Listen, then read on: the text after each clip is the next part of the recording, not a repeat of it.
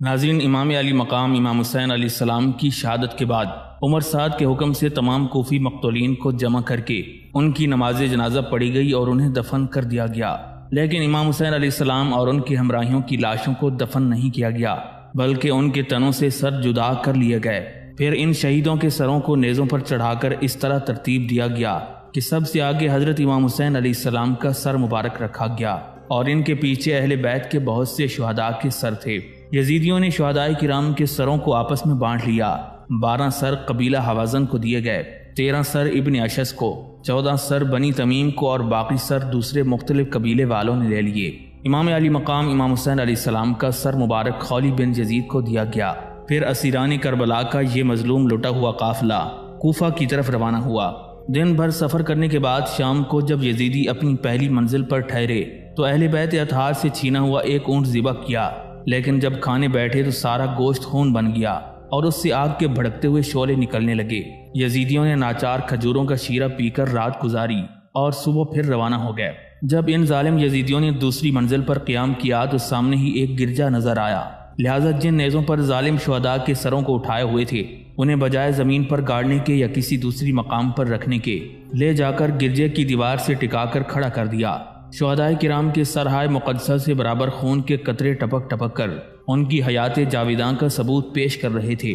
اچانک گرجے کی دیوار شق ہو گئی اور اس سے ایک ہاتھ نمودار ہوا جس میں لوہے کا قلم تھا۔ اس ہاتھ نے لوہے کے اس قلم کو شہداء کے خون میں ڈبو کر گرجے کی دیوار پر یہ شعر لکھ دیا: امام حسین علیہ السلام کو جن لوگوں نے شہید کیا ہے ان کے لیے میدان حشر میں شفاعت کی کوئی امید نہیں ہے۔ جب یزیدیوں نے اس شعر کو پڑھا اور اپنے بھیانک انجام پر غور کیا تو سراسیمہ ہو گئے اور گھبرا کر یہاں سے بھی کوچ کر دیا۔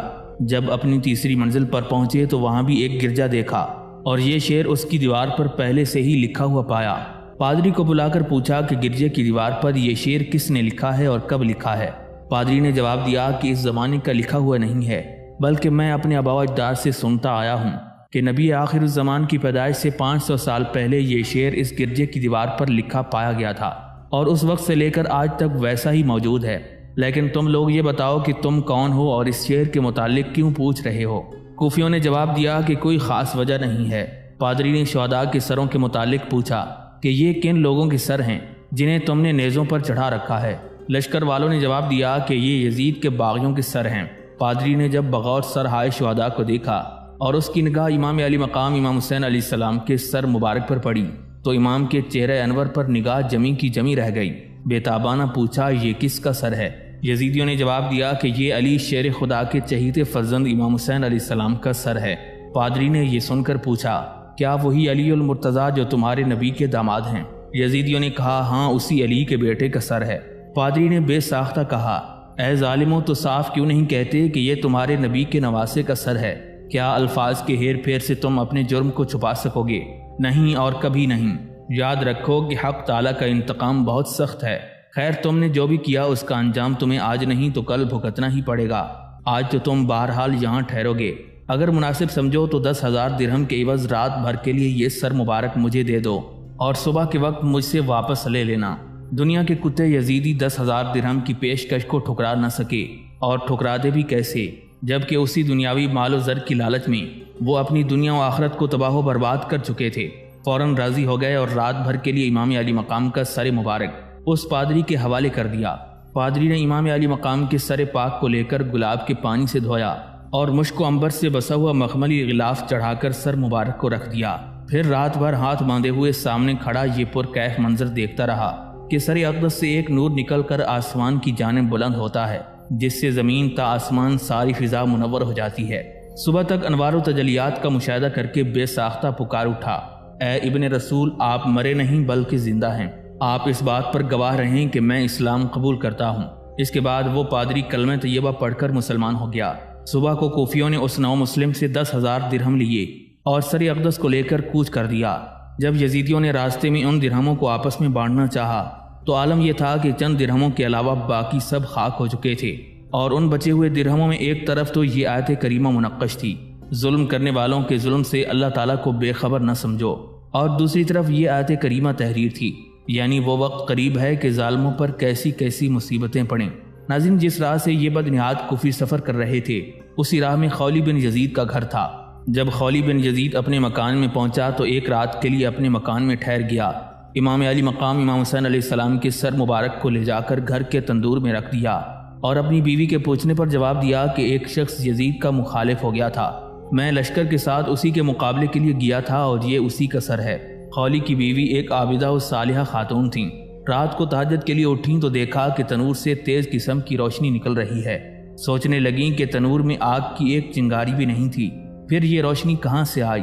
ابھی حیرت و تعجب کی یہ کیفیت ختم بھی نہیں ہوئی تھی کہ دیکھا کہ چند مقدس ہستیاں آئیں اور تنور سے ایک سر نکالا۔ خولی کی بیوی نے غور سے دیکھا تو وہ نورانی شعاعیں اسی سر انور سے نکل رہی تھیں۔ ان آنے والی مقدس خواتین نے سر پاک کو مشک و گلاب سے غسل دیا اور بڑی شفقت و محبت کے ساتھ ایک خاتون محترم نے سر کو اپنے سینے سے لگا لیا۔ آنکھوں سے آنسوؤں کی دھار پھوٹ پڑی۔ اس کے بعد انہوں نے فرمایا، اے میرے لخت جگر، اے میرے شہید مظلوم، حق تعالیٰ بروز محشر تیرے خون ناحق کا انصاف فرمائے گا۔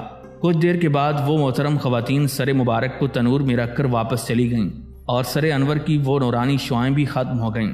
یہ منظر دیکھنے کے بعد خولی کی بیوی فوراً اٹھی اور تنور سے سر انور کو باہر نکال کر غور سے دیکھنے لگی، کیونکہ وہ بارہا امام علی مقام امام حسین علیہ السلام کی زیارت کا شرف حاصل کر چکی تھی، اس لیے پہچان گئی کہ یہ تو سیدہ فاطمہ زہرا سلام اللہ علیہا کے جگر گوشے امام علی مقام امام حسین علیہ السلام کا سر مبارک ہے۔ خولی کی بیوی نے وہیں چیخ ماری اور بے ہوش ہو کر گر پڑی۔ بے ہوشی کے عالم میں کیا دیکھتی ہے کہ چند بزرگ تشریف لائے ہیں اور فرماتی ہیں، اے عفیفہ ہراسہ نہ ہو، جرم تیرے شوہر نے کیا ہے، باز پرس اسی سے ہوگی اور تو اس سے بری ہے۔ خولی کی بیوی نے پوچھا کہ ابھی جو خواتین آئی تھیں وہ کون ہیں؟ جواب ملا کہ باری باری سر کو سینے سے لگانے والی سیدہ فاطمہ زہرا سلام اللہ علیہا اور حضرت خدیجہ الکبریٰ رضی اللہ تعالیٰ عنہا تھیں، اور زار و قطار رونے والی حضرت صدیقہ اور حضرت مریم بنت عمران تھیں۔ اس کے بعد ہی فوراً خولی کی بیوی کو ہوش آ گیا۔ سر مبارک کو انتہائی تعظیم و تکریم سے ایک بلند مقام پر رکھ کر اپنے شوہر کو جگایا اور کہنے لگی کہ اے سیاہ بخت، تو نے تو کہا تھا کہ یزید کے ایک باغی کے مقابلے کے لیے گیا تھا، یہ اسی کا سر ہے۔ صاف کیوں نہ کہہ دیا کہ اپنی شقاوت ازلی کی وجہ سے تو جگر گوشہ رسول کے مقابلے میں گیا تھا اور یہ انہی کا سر ہے۔ کان کھول کر سن لے کہ تجھ سے اب میرا کوئی واسطہ نہیں، میں دنیا و آخرت دونوں جگہ تجھ سے بیزار ہوں۔ یہ کہہ کر خولی کی بیوی نے چادر اوڑھی اور گھر سے باہر نکل گئیں، اور پھر کسی کو یہ معلوم نہ ہو سکا کہ وہ کہاں گئیں۔ سیران اہل بیت اطہار کے 12 افراد کا لٹا ہوا قافلہ اشقیاء کوفہ کی حراست میں کوفہ پہنچ جاتا ہے۔ کوفہ کا گورنر ابن زیاد اپنے دارالامارت کو آراستہ کیے ہوئے پوری رعونت کے ساتھ صدر مجلس بنا بیٹھا ہے۔ اہل بیت اطہار کو قیدیوں کی طرح بھرے دربار میں بلاتا ہے۔ میدان کربلا میں شمر ابن سعد خولی اور سنان ابن انس وغیرہ خاندان نبوت کی عزت و آبرو سے کھیل چکے تھے، اور اب ابن زیاد کی باری تھی۔ امام علی مقام امام حسین علیہ السلام کا سر مبارک ابن زیاد کے سامنے رکھا ہوا ہے۔ ظالم انتہائی خوشی کے عالم میں کہتا ہے، خدا کا شکر ہے کہ ہم نے دشمنوں پر فتح پائی، ہمارے دشمنوں پر اللہ نے سختی ڈالی، باطل مٹ گیا اور حق غالب رہا۔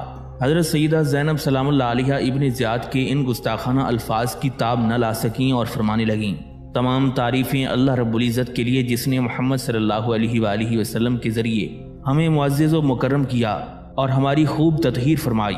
بے حیا ابن زیاد نے پھر اہل بیت اطہار کو مخاطب کیا اور کمال بے شرمی سے کہا، تم نے اللہ تعالیٰ کی قدرت دیکھ لی۔ حضرت سیدہ زینب سلام اللہ علیہا نے جواب دیا، ان قریب اللہ تعالیٰ ہمیں اور تمہیں جمع کر کے انصاف فرمائے گا۔ ساتھ ہی ساتھ ابن زیاد کی فضول بکواس پر امام زین العابدین علیہ السلام کا جذبہ حق گوئی ابھر آیا۔ آپ نے ظالم کو مخاطب کر کے فرمایا، اے ابن مرجانہ، کیا تیرا دل اور تیرا ضمیر بھی تیرے اس جھوٹے قول کی تصدیق کر رہا ہے کہ معاذ اللہ امام حسین علیہ السلام باطل پرست تھے اور یزید لعین حق پرست تھا؟ کیا شرم و غیرت نام کی کوئی چیز بھی تیرے پاس نہیں رہی؟ افسوس تو اس حسین کو باطل پرست کہتا ہے جو خدا اور رسول کا وفادار ہے، اور اس یزید کو حق پرست کہتا ہے جو خدا اور اس کے رسول کا باغی ہے۔ ابن زیاد اس راست گوئی کی تلخی کو برداشت نہ کر سکا اور غصے میں آ کر بولا، یہ کون ہے؟ کسی نے کہا یہ امام حسین علیہ السلام کے شہزادی ہیں۔ ابن زیاد نے سفاکانہ لہجے میں کہا کہ میں خاندان حسین میں کسی مرد کو زندہ نہیں دیکھنا چاہتا، انہیں بھی لے جا کر قتل کر دو۔ کوتوال شہر اس نیت سے آگے بڑھا کہ امام زین العابدین علیہ السلام کو قلعے کے باہر لے جا کر شہید کر دے کہ اتنے میں سیدہ زینب سلام اللہ علیہا آگے بڑھیں اور امام حسین علیہ السلام کے لخت جگر کو اپنی آغوش میں لے کر فرمایا، اے ابن زیاد، اگر امام زین العابدین کو قتل کرنا ہے تو پہلے ہم سب خواتین اہل بیت کو قتل کر دے، کیونکہ نسل فاطمہ سے یہی ایک لڑکا ہے جو ہمارا محرم ہے۔ اسی مجمع میں حضرت عبداللہ بن عفیف نامی ایک صحابی بھی موجود تھے۔ وہ پکار اٹھے کہ اے ابن زیاد، بجائے اس کے کہ اپنے کیے پر شرمندہ ہو، تو خوشی و مسرت کا اظہار کر رہا ہے اور نسل حسین کی آخری شمع کو بھی گل کر دینا چاہتا ہے۔ خبردار امام زین العابدین کے قتل کا ارادہ نہ کرنا، ورنہ تیرا برا انجام اہل کوفہ ابھی اس بھرے مجمع میں دیکھیں گے۔ ابن زیاد جانتا تھا کہ عبداللہ بن عفیف کا گروہ علاقہ شام میں بہت بڑا ہے، لہٰذا اس نے خاموشی ہی میں عافیت سمجھی۔ اب اس کے بعد ابن زیاد نے ایک چھڑی اٹھائی اور امام حسین علیہ السلام کے سر مبارک کی طرف دیکھ کر گستاخانہ انداز میں ہنستے ہوئے چھڑی سے لبھائے مبارک پر ضرب لگانے لگا اور چاہا کہ منہ کے اندر چھڑی داخل کر کے دندان مبارک کو شہید کر دے۔ صحابی رسول حضرت زید بن ارقم رضی اللہ تعالیٰ عنہ ابن زیاد کی اس گستاخانہ جسارت کو دیکھ کر چیخ پڑے اور فرمانے لگے، اے خبیث ابن زیاد، فوراً لبھائے امام سے اپنی ناپاک چھڑی ہٹا لے۔ رب کعبہ کی قسم ہے، میں نے بار بار حضور نبی علیہ الصلوۃ والسلام کو ان پاک لبوں کو چومتے ہوئے دیکھا ہے۔ یہ سن کر ابن زیاد غصے سے پاگل ہو گیا اور کہنے لگا، تمہاری ضعیفی دیکھ کر رحم آتا ہے، ورنہ ابھی تیری گردن مار دیتا۔ حضرت زید بن ارقم رضی اللہ تعالیٰ عنہ نے کہا، جب تجھے آل رسول پر رحم نہ آیا تو مجھ پر کیا رحم کرے گا؟ اے ابن زیاد، ایک غصہ دلانے والی بات اور بھی سن لے۔ میں نے بارہا حضور نبی علیہ الصلوۃ والسلام کو دیکھا ہے کہ ایک زانو پر امام حسن اور دوسرے زانو پر سیدنا امام حسین علیہ السلام کو بٹھا کر دونوں شہزادوں کے سروں پر اپنا دست اقدس پھیرتے جاتے تھے اور ارشاد فرماتے جاتے تھے، یا الہی، میں نے تیرے پاس اور تیرے مومنین صالحین کے پاس یہ دونوں امانتیں سپرد کر دی ہیں۔ تو اے ابن زیاد، تو نے امانت رسول صلی اللہ علیہ وآلہ وسلم کے ساتھ جو برا سلوک کیا، اور اے ابن زیاد کے ساتھیوں، تم نے فاطمہ الزہرا سلام اللہ علیہا کی چہیتے فرزند حسین کو قتل کیا اور ابن زیاد جیسے ظالم کو اپنا سردار بنایا۔ اللہ تعالیٰ تم سے کبھی راضی نہ ہو۔ ابن زیاد ان سچی باتوں سے چراغ پا ہو گیا اور جب کوئی تدبیر نہ سوجی تو خفت مٹانے کے لیے منبر پر چڑھ گیا۔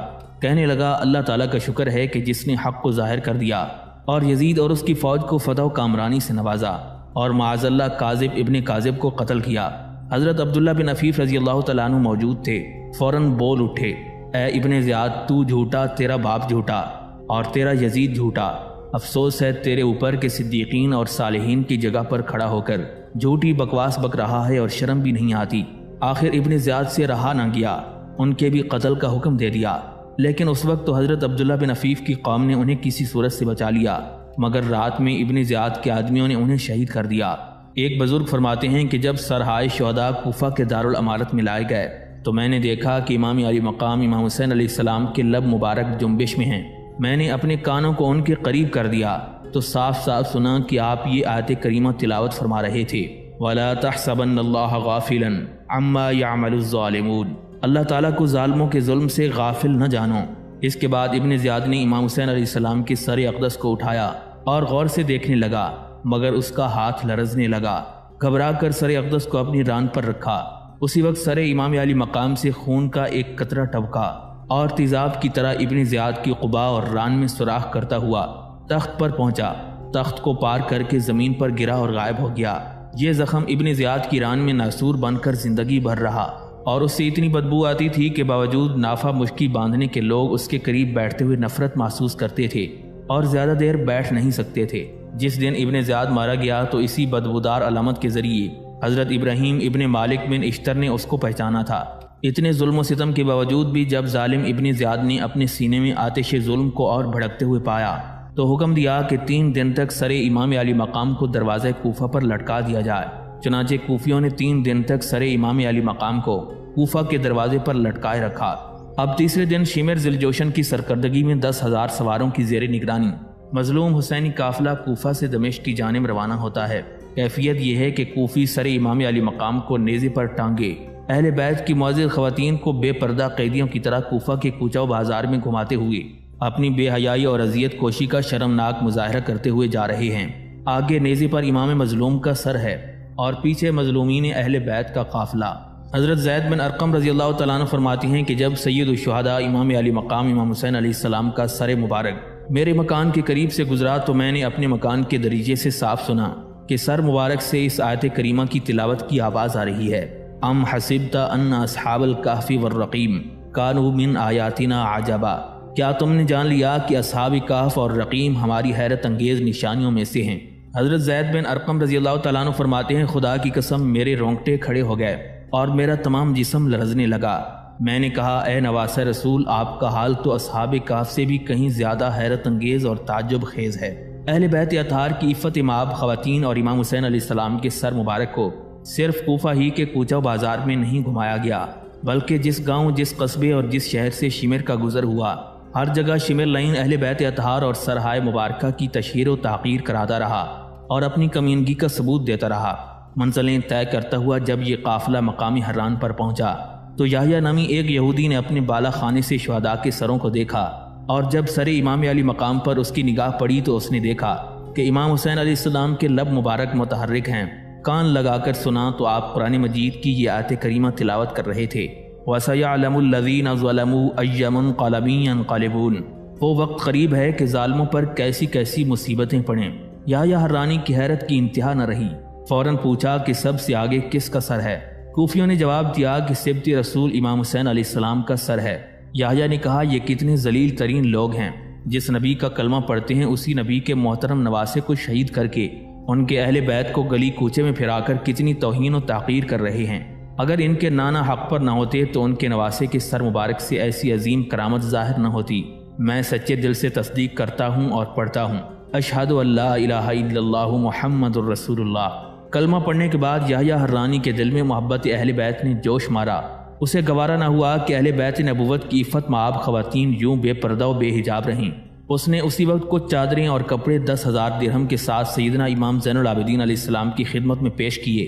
بدبخت یزیدوں نے دیکھا تو یحییٰ کو ڈانٹنے لگے کہ خبردار یہ یزید کے قیدی ہیں، ان کے ساتھ ایسا بعظمت سلوک نہ کرو ورنہ تہ تہ کر دیے جاؤ گے، کیونکہ تمہارے اس برتاؤ سے محبت حسین اور عداوت یزید کی بو آ رہی ہے۔ یحییٰ کی غیرت ایمانی یزیدیوں کی یہ توہین امیز اور ایمان سوز گفتگو سن کر برداشت نہ کر سکی اور اس نے تلوار کھینچ لی اور کوفیوں پر حملہ کر دیا۔ اس نے 5 کوفیوں کو قتل کرنے کے بعد عظمت اہل بیت پر اپنی جان عزیز نچھاور کر دی۔ حران سے چل کر کاروان اہل بیت جس وقت موصل کے قریب پہنچا تو کوفیوں نے امام حسین علیہ السلام کے سر مبارک کو ایک پتھر پر رکھ دیا۔ سر اقدس سے خون کا ایک قطرہ گرا اور پتھر پر جم گیا۔ یوں تو ہمیشہ وہ خشک رہا کرتا تھا لیکن محرم کے دنوں میں تازہ خون بن جاتا۔ اس وقت سے لے کر عبد الملک بن مروان کے زمانے تک امام حسین علیہ السلام کی یہ کرامت برابر ظاہر ہوتی رہی، اگرچہ اب وہ قطرہ خون موجود نہیں ہے اور کہیں پوشیدہ کر دیا گیا ہے، لیکن مشہد نقطہ کے نام سے وہاں پر جو گنبد بنایا گیا ہے وہ آج بھی زیارت گاہ خلائق ہے۔ سفر کے دوران شمر نے چاہا کہ شہر موصل کے اندر قیام کرے، لیکن موصل کے حاکم عماد الدولہ اور باشندگان شہر نے اسے للکار دیا کہ ہمارے شہر میں ایسے ظالم و فاسق کے ٹھہرنے کی گنجائش نہیں جس کے دامن پر قتل اولاد رسول کا داغ ہو۔ مجبوراً شمر کو وہاں سے کوچ کرنا پڑا اور اس نے شہر نصیبین میں قیام کا ارادہ کیا۔ حاکم شہر نصیبین منصور بن ایاس نے یزید کی چاپلوسی اور خوشامد میں شہر کو سجایا اور شہر سے جا کر شمر کا استقبال کیا۔ اس نے چاہا کہ شمر وغیرہ کو لا کر شہر میں ٹھہرائے، لیکن غیرت حق کو جلا لا گیا۔ یہ بات گوارا نہ ہوئی کہ دشمنان اہل بیت کو سکون و اطمینان یا اعزاز و وقار نصیب ہو۔ ابھی شہدائے کرام کی سرحائے مبارکہ دروازے شہر پر ہی تھے کہ اس بد نصیب شہر پر قہر الہی کی زبردست بجلی گری جس نے آدھے سے زیادہ شہر کو جلا کر راکھ کر دیا۔ شمر بد حواس ہو کر یہاں سے بھی چل پڑا اور حلب کے علاقے میں پہاڑ پر معمورہ نامی ایک گاؤں آباد تھا، وہیں پر پہاڑ کے دامن میں قیام کیا۔ شہر امورہ کے رئیس عزیز نے قافلے کی آمد کی خبر پائی لیکن کوئی توجہ نہ کی۔ رات کو جب سویا تو خواب میں دیکھتا ہے کہ حضرت موسیٰ کلیم اللہ علیہ السلام اور حضرت ہارون علیہ السلام تشریف فرما ہیں اور زار و قطار رو رہے ہیں۔ اس نے مؤدبانہ عرض کیا کہ اے اللہ کے کلیم، اس اشک باری کا کیا سبب ہے؟ حضرت موسیٰ کلیم اللہ علیہ السلام نے فرمایا، اے عزیز پیغمبر آخر الزمان کے لخت جگر جناب امام حسین علیہ السلام کو یزیدیوں نے میدان کربلا میں شہید کیا ہے۔ اس دامن کوہ میں وہی مظلوم حسینی قافلہ ٹھہرا ہوا ہے۔ اس قافلے کے ساتھ امام حسین علیہ السلام کا سر مبارک اور ان کی رفاقت میں شہید ہونے والے دوسرے شہداء کے بھی سر ہیں۔ تو جا اور نواس رسول کو ہمارا سلام کہہ، اس کے بدلے تجھے جناب امام کی نیک اور صالح کنیز شیریں سے نکاح کا شرف حاصل ہوگا۔ شہر معمورہ سے کوچ کرنے کے بعد شمر نے حکم دیا کہ دن میں تو شہداء کے سروں کو نیزوں پر رکھا جائے، لیکن رات کے وقت صندوقوں میں رکھ کر تالے لگا دیے جائیں اور 50 محافظین رات بھر پہرا دیتے رہیں۔ انہی محافظین میں سے ابو الخنوق نامی ایک شخص نے بیان کیا کہ ایک دن ہم لوگ جنگل میں ٹھہرے ہوئے تھے، رات کافی گزر چکی تھی، ہمارے ساتھ پہرا دینے والے تمام لوگ سو چکے تھے لیکن میں تنہا جاگ رہا تھا۔ نہ جانے کیوں نیند نہیں آ رہی تھی کہ اچانک میں نے ایک ہیبت ناک آواز سنی اور اس کے بعد دیکھا کہ ایک وجیح شخص جس کا رنگ گندمی ہے، سفید لباس پہنے آسمان سے اترے، سر حسین کو صندوق سے نکالا اور سینے سے لگا کر بہت روئے۔ میں نے چاہا کہ ان کے ہاتھ سے سر امام چھین لوں کہ اچانک کسی نے پرجلال آواز میں للکارا اور کہا، خبردار، یہ حضرت آدم صفی اللہ ہیں۔ ابو الخنوق کہتا ہے کہ میں خوف زدہ ہو کر ٹھہر گیا کہ اتنے میں پھر آواز آئی، یہ نوح نجی اللہ ہیں۔ اس کے بعد حضرت ابراہیم خلیل اللہ، حضرت اسماعیل ذبیح اللہ اور دیگر انبیاء کرام تشریف لائے۔ آخر میں حضور سید الکونین جناب محمد رسول اللہ صلی اللہ علیہ وآلہ وسلم تشریف فرما ہوئے۔ تمام انبیاء کرام نے یک کے بعد دیگرے سیدنا امام حسین علیہ السلام کے سر مبارک کو چوما اور سینے سے لگا لیا۔ اس کے بعد ایک نورانی کرسی بچھائی گئی جس پر سرکار دو عالم صلی اللہ تعالی علیہ وآلہ وسلم تشریف فرما ہوئے۔ تمام انبیاء کرام گروہ کی شکل میں کھڑے ہو گئے۔ اب ایک فرشتہ آیا جس کے ایک ہاتھ میں تلوار اور گرز آتشی تھا، اس نے بڑھ کر میرا ہاتھ پکڑا۔ میں نے فریاد کی، یا رسول اللہ صلی اللہ علیہ وسلم، میں تو آپ کے غلاموں میں سے ہوں، یہ لوگ جبراً مجھے پکڑ لائے ہیں۔ لیکن یہ کہتے کہتے اس فرشتے نے مجھے ایک تماچا مار دیا۔ پھر حضور علیہ السلام نے فرمایا کہ اب اسے چھوڑ دو، لیکن میں مارے ہیبت کے بے ہوش ہو گیا۔ صبح کو جب ہوش آیا تو دیکھتا ہوں کہ لوگ محافظوں کو تلاش کر رہے ہیں، لیکن جہاں پر جو محافظ سویا تھا وہاں سوائے راکھ کے ڈھیر کے اور کچھ بھی نہیں تھا۔ ابو الخنوق نے جب شمر کے سامنے اس واقعے کو بیان کیا تو شمر نے دیکھا کہ واقعی جس رخسار پر فرشتے نے تماچا مارا تھا وہ بالکل سیاہ تھا۔ اسی وقت ابو الخنوق نے ایک پرزور آہ کی اور گر کر مر گیا۔ شمر اس واقعے سے اتنا گھبرایا کہ فوراً کود کا حکم دے دیا۔ راستے میں اسے معلوم ہوا کہ مسیب ابن قیقاع کا ارادہ ہے کہ شب خون مار کر شہداء کے سروں کو چھین لے۔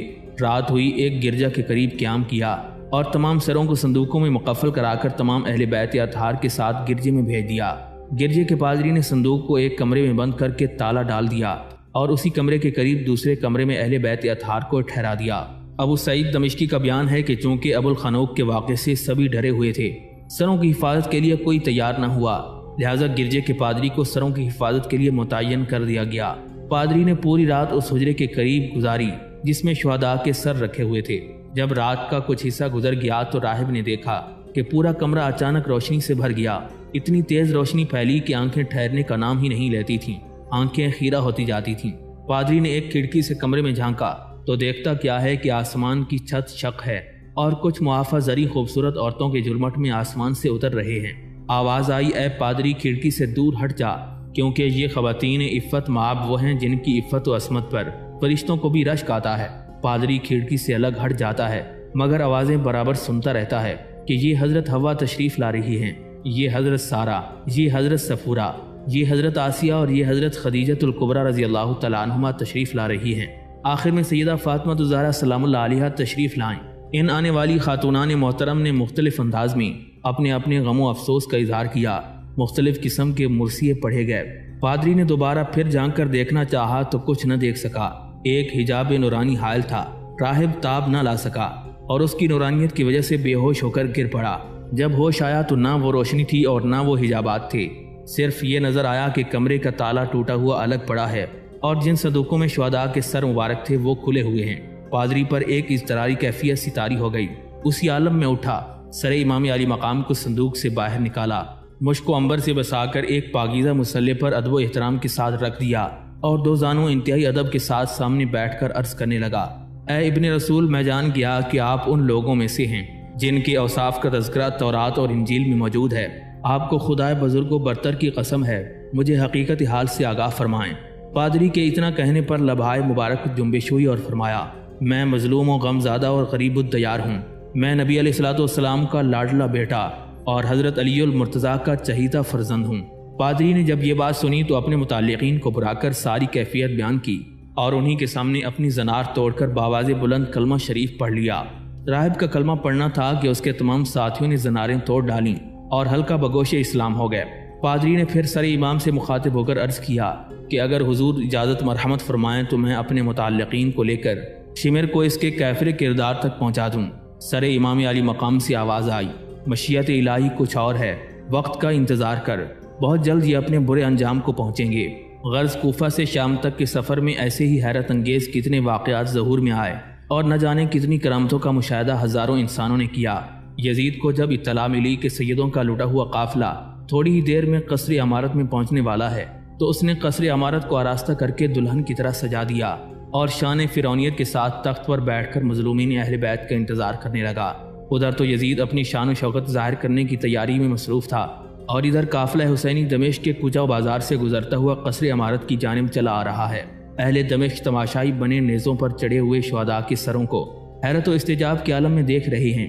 قافلہ جوں جوں قصر عمارت کی جانب بڑھتا جاتا ہے، مجمع میں بھی اضافہ ہوتا جاتا ہے۔ حضرت امام زین العابدین علیہ السلام نے نگاہ اٹھائی تو دیکھا کہ اس مسرور و شادماں بھرے مجمع میں ایک شخص زار و قطار رو رہا ہے۔ آپ نے فرمایا کہ ہر تماشائی تو خوش ہے، لیکن اے شخص تو کیوں رو رہا ہے؟ اس نے عرض کیا کہ میں تو خادم بارگاہ عالی ہوں، رونا اس پر آ رہا ہے کہ مجھے اپنی زندگی میں ایسا دن دیکھنا نصیب ہو رہا ہے۔ اے کاش آج میرے قبیلے کے لوگ یہاں ہوتے تو اہل دمشق بجائے خوش ہونے کے یزید کی تباہ و بربادی پر ماتم کناں نظر آتے، قصر یزید کی اینٹ سے اینٹ بجا دیتا، مگر افسوس کہ اس وقت میں اکیلا ہوں۔ امام زین العابدین علیہ السلام نے اس کی عقیدت و محبت اور جذبہ جانثاری کو دیکھ کر اسے دعا دی اور ارشاد فرمایا، اگر تم سے ہو سکے تو اتنا کرا دو کہ جو شخص اپنے نیزے پر امام حسین علیہ السلام کا سر اٹھائے ہوئے ہے وہ ذرا آگے بڑھ جائے تاکہ مجمع بھی آگے چلا جائے، اس لیے کہ اہل بیت اطہار کی عفت مآب خواتین کو اس مجمع سے بڑی تکلیف ہو رہی ہے۔ یہ شخص آگے بڑھا اور جس اونٹ پر امام علی مقام کا سر مبارک تھا اس کے شتر بان کو 50 دینار دے کر اونٹ کو آگے بڑھوا دیا، پھر بازار سے کچھ چادریں لا کر اہل بیت اطہار کی خدمت میں پیش کر دیں اور ایک امامہ حضرت امام زین العابدین علیہ السلام کی خدمت میں نظر کر دیا۔ بعض روایتوں سے معلوم ہوتا ہے کہ ان کا نام ازبر تھا، اور بعض روایتوں کی بنا پر یہ بات ثابت ہوتی ہے کہ یہ سہیل ساعدی نامی ایک صحابی تھے جو بغرض تجارت باہر گئے ہوئے تھے۔ دمشق میں عین اس وقت پہنچے جبکہ سر امام یزید کی قصری عمارت کی جانب لے جایا جا رہا تھا۔ منہال ابن عمر فرماتے ہیں کہ جس وقت امام حسین علیہ السلام کے سر مقدس کے دمشق کی کوچہ و بازار میں تشہیر کرائی جا رہی تھی اور گلی گلی میں گھمایا جا رہا تھا تو خدا کی قسم میں نے دیکھا کہ ایک شخص آگے آگے سورہ کاف کی تلاوت کر رہا تھا۔ جب اس نے قرآن مجید کی یہ آیت مبارکہ تلاوت کی، ان اصحاب الکہف والرقیم کانوا من آیاتنا عجبا، تو میں نے دیکھا کہ لبھائے امام کو جنبش ہو رہی ہے۔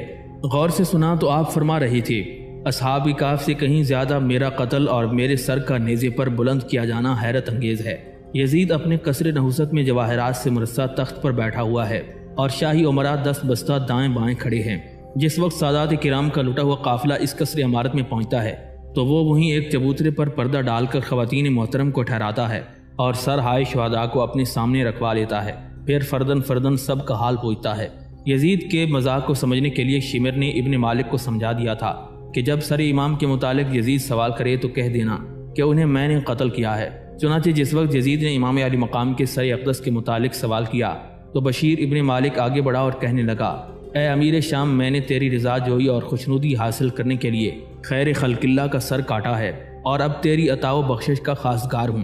یزید نے جھنجھلا کر کہا کہ اے بشیر، جب تو انہیں خیر خلق اللہ مانتا ہے تو قتل کیوں کیا؟ اے جلاد، لے جا اور بشیر بن مالک کو قتل کر دے، کیونکہ یہ جھوٹا اور مکار ہے۔ جلاد نے بشیر ابن مالک کو قصر یزید سے باہر لے جا کر ایک ہی وار میں قتل کر دیا۔ بشیر ابن مالک ان 10 آدمیوں میں سے ایک تھا جو میدان کربلا میں قتل امام پر متفق ہو کر آگے بڑھے تھے۔ واقعات و حالات پر نگاہ ڈالی جائے تو یہ بات بہت واضح طریقے سے سمجھ آتی ہے کہ کربلا سے روانہ ہوتے وقت یزیدی لشکر سے شہداء کربلا کے ناحق خون کا انتقام شروع ہو چکا تھا اور اب خصوصی طور پر پورا ظہور ہو رہا تھا۔ شمر نے ماحول کو اچھی طرح سمجھ کر شہادت امام علی مقام کی تفصیل بیان کرنا شروع کی، اور جب اپنی شقاوت کی پوری داستان بیان کر چکا تو یزید نے ایک تشت میں سر امام منگوا کر اپنے تخت کے سامنے رکھوا دیا اور اپنے ہاتھ کی چھڑی سے لبھائے مبارک اور دندان شریف کو مس کرنے لگا۔ یزید کہنے لگا کہ کتنے حسین ہیں، ان کے لب اور دندان کے اب بھی حسن پھوٹا پڑ رہا ہے۔ جالوت نام کا ایک یہودی حکیم تھا جو یزید کا معالج تھا۔ اس نے یزید کے سامنے سر امام علی مقام کو دیکھ کر پوچھا، اے یزید، یہ کس کا سر ہے؟ یزید نے بیہودہ انداز میں کہا کہ ایک خارجی کا سر ہے۔ جالوت نے پوچھا، نام کیا ہے؟ یزید نے کہا، اس کا نام حسین ہے۔ جالوت نے پوچھا، انہیں کس وجہ سے قتل کیا گیا؟ یزید نے کہا، ان کا ارادہ تھا کہ مجھ سے تخت خلافت کو چھین لیں۔ جالوت کہتا ہے کہ اے یزید، تجھ پر افسوس ہے، تو نے انہیں قتل کرا دیا۔ حقیقت تو یہی ہے کہ خلافت انہی کا حق ہے۔